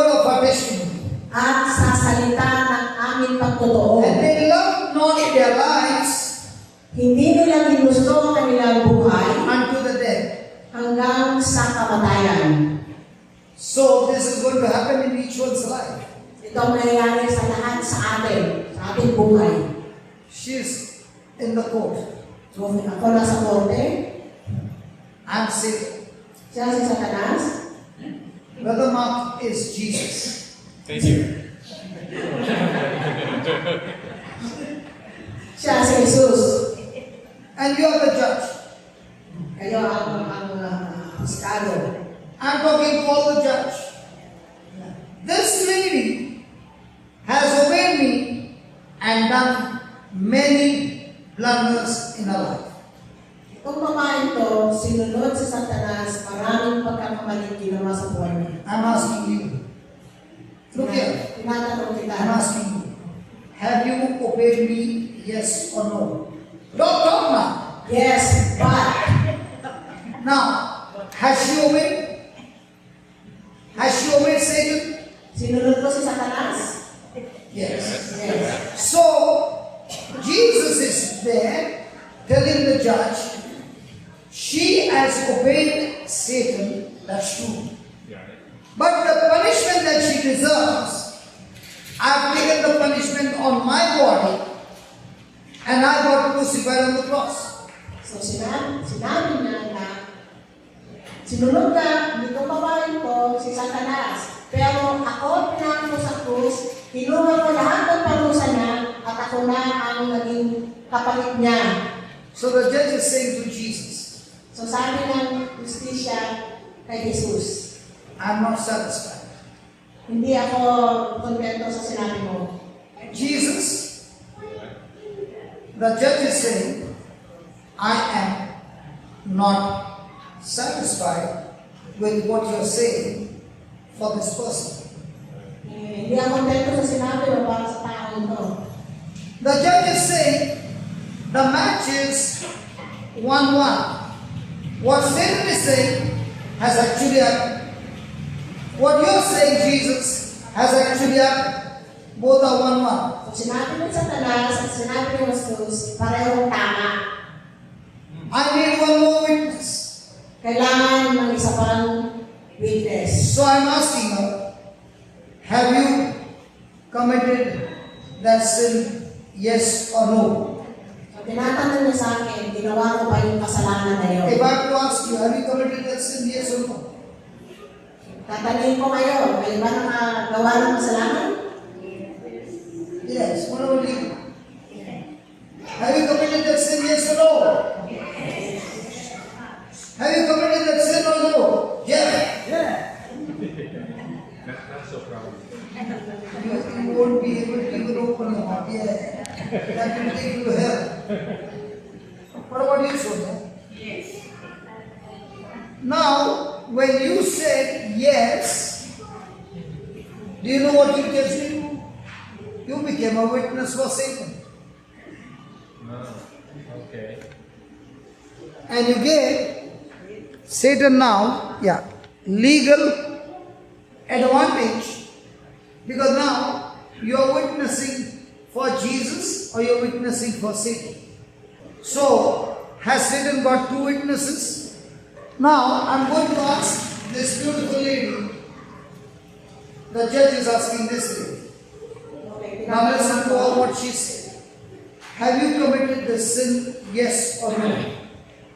Yes, but Now what did she say? Yes. Yes, but I'm not yet finished. But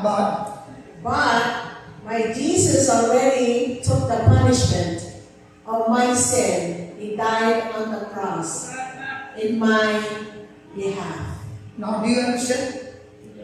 What she witnessed is not in agreement with what Satan says, but she is witnessed in agreement with what Jesus has done. And that's why the Bible says they overcame Satan by the blood of the Lamb and by the word of their mouth. Nagtanong natin si Satanas. So, dahil sa dugo ni Jesus at ang aking pagtotoo. So in one day, how many times do you testify what you have done? So sa isang araw, ilang beses kayo nagpapatotoo sa sinasabi mo. And how many times do you justify what you have done and doesn't stop there, but you continue to say what Christ has done for you?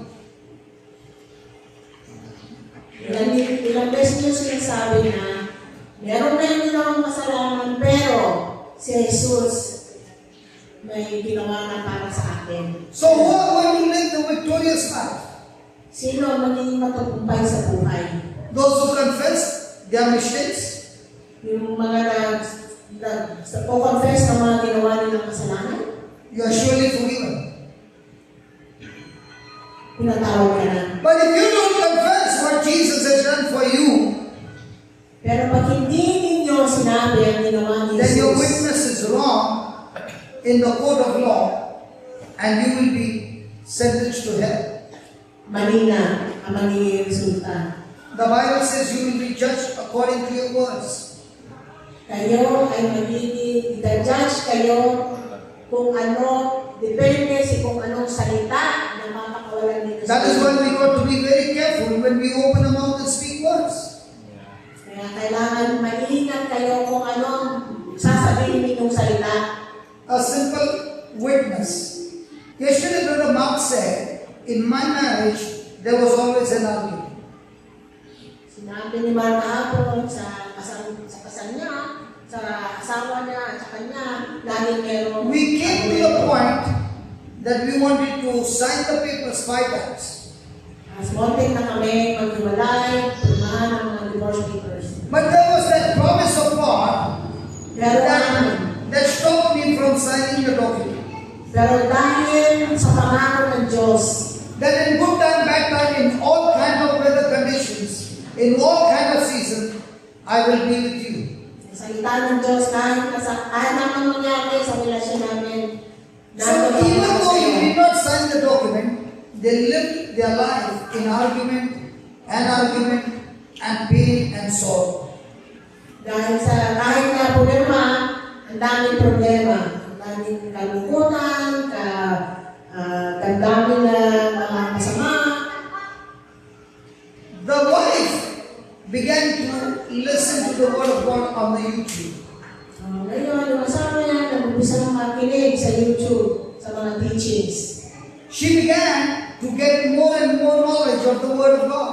Na narinig niya ang mga salita ng Diyos, at dumagdag ang karunungan niya. And the word of God became the mirror that showed her her flaws.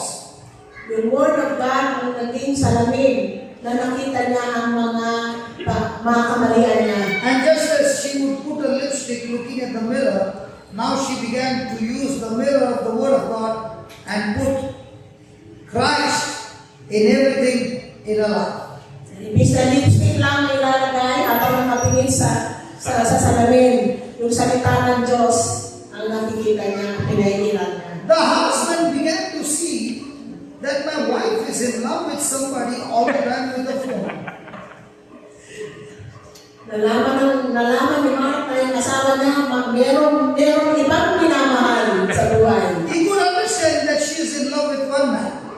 Naintindihan niya ng asawa niya, merong mahal na isang Now he finds there is another man. Oh. merong ibang lalaking mahal ang asawa niya. This man is teaching her how to love that man, Jesus. Yung tinuturo ng mga lalaki ito kung paano mahalin si Jesus. So he finds that this person, Jesus, has changed her life so much. So now the husband also is slowly watching the same YouTube. So ngayon yung asawa ganun din ang ginagawa. So now in their relationship, there came a third person, Gusto nila may pangatlong tao. and his name is Christ. Ang pangalan niya ay si Kristo. Now Christ began to talk to both of them. Na si Kristo pareho silang kinakausap. Now the words of Christ began to ring in both their minds. Ang salita ni Kristo ngayon ang nasa kanila. Every time they want to open their mouth and speak to the other one, Tuwing mag-uusap sila, So in the last 2 years, things became so beautiful. Itong 2 taon na to. I never knew her story till I came to Philippines. Oh, yeah? Kaya hindi ka alam ang istorya. Neither have I ever called her. Hindi kami nag-uusap. But after coming here, I came to know Nalaman niya ngayon. the word of God had changed her. Ang salita ng Diyos ang nagpabago. And now every time I see them both, it looks like they are going to get married very soon. Again. Because they become like a boyfriend, girlfriend. Parang mag-nobyo ulit. So if she wants to get out from the van, she's only waiting for his hand. It's not that she cannot get out, but she'll wait. And he will also come running to give her the hand. And I'm watching all this and I'm saying, God, what a wonderful life we have made for both of them after the golden jubilee. Yes. Before the golden jubilee, dishkum, dishkum, dishkum. After the golden jubilee, life has become so beautiful. Thank She doesn't God. want to translate all that. Thank God. Praise God. Hallelujah. Praise God. Hallelujah. So, have they overcome the devil, Satan? Yes. Yes. How? First person, the blood of the Lamb. Second, the word of their own testimony, what Christ did for them. Ang dugo ng Diyos, ang kordero ng Diyos, ang testigo ng Kristo. So Testigo namin. this book is the testimony of what Christ has done for you. Itong libreta na to, nandyan lahat kung ano ang ginawa ni Jesus na. So when you open your mouth and you testify and bear witness, you overcome Satan by the blood of the Lamb and by the word of your testimony.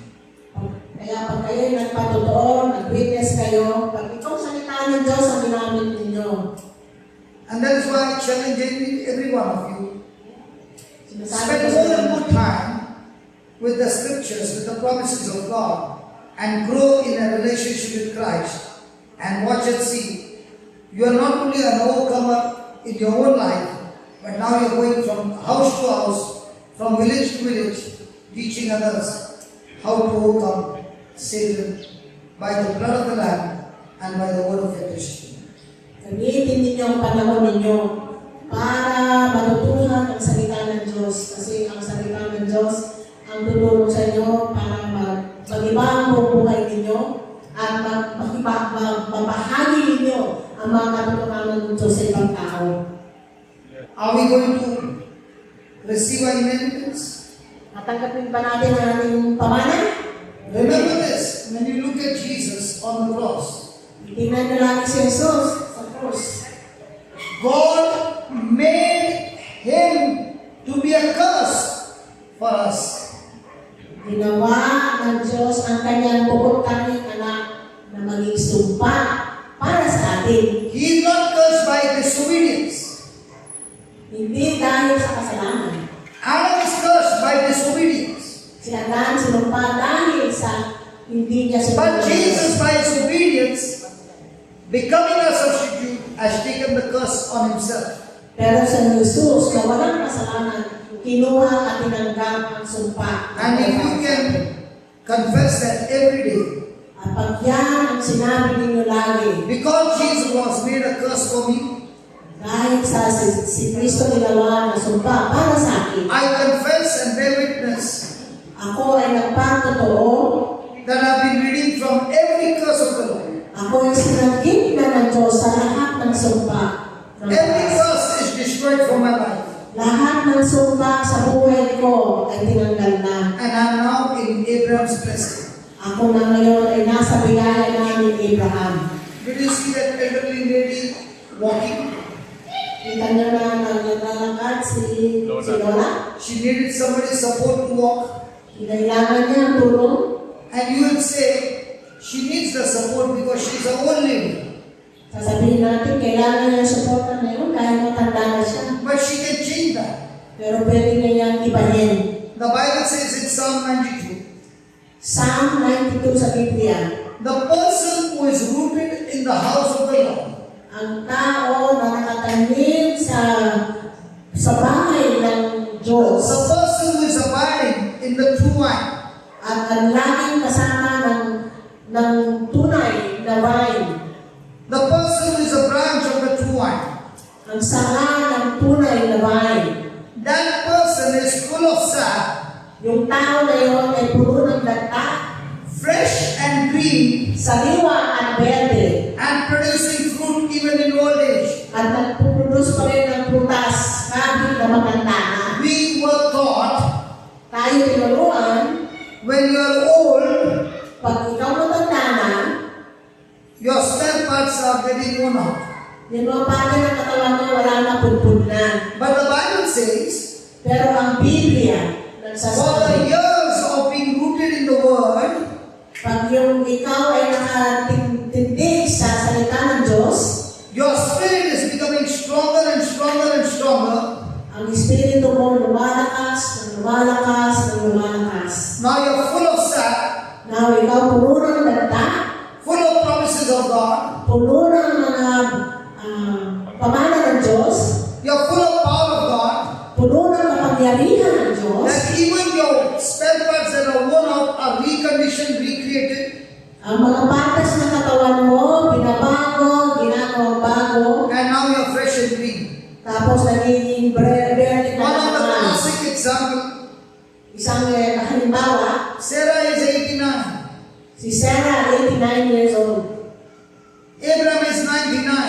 Si Abraham, 99 years old. But both of them are rooted in the Word of God. Pero pareho sila na naniniwala sa salita ng Both of Diyos. them are believing in the promise of God. Naniniwala sila sa salita ng Diyos, sa pangako ng Diyos. Hebrews 11:11 says, Hebrews 11:1, sinabi, 11:11, 11:11, by faith, sa pananampalataya, Sarah received power. si Sarah tumanggap ng She kapangyarihan. received strength Tumanggap siya ng lakas to recreate, para baguhin, to regenerate regenerate even the dead womb of hers kahit napatay na ang kanyang sinapupunan. was made alive. Was made alive. Nabuhay. Nagkaroon ng buhay. So that God's promise is fulfilled. So ang pangako ng Diyos ay natupad. And she could bear a son, Isaac, at 90. At nagkaanak siya Ang maganda. nang siya ay 90 The question anos. is not whether God will keep you fresh and green.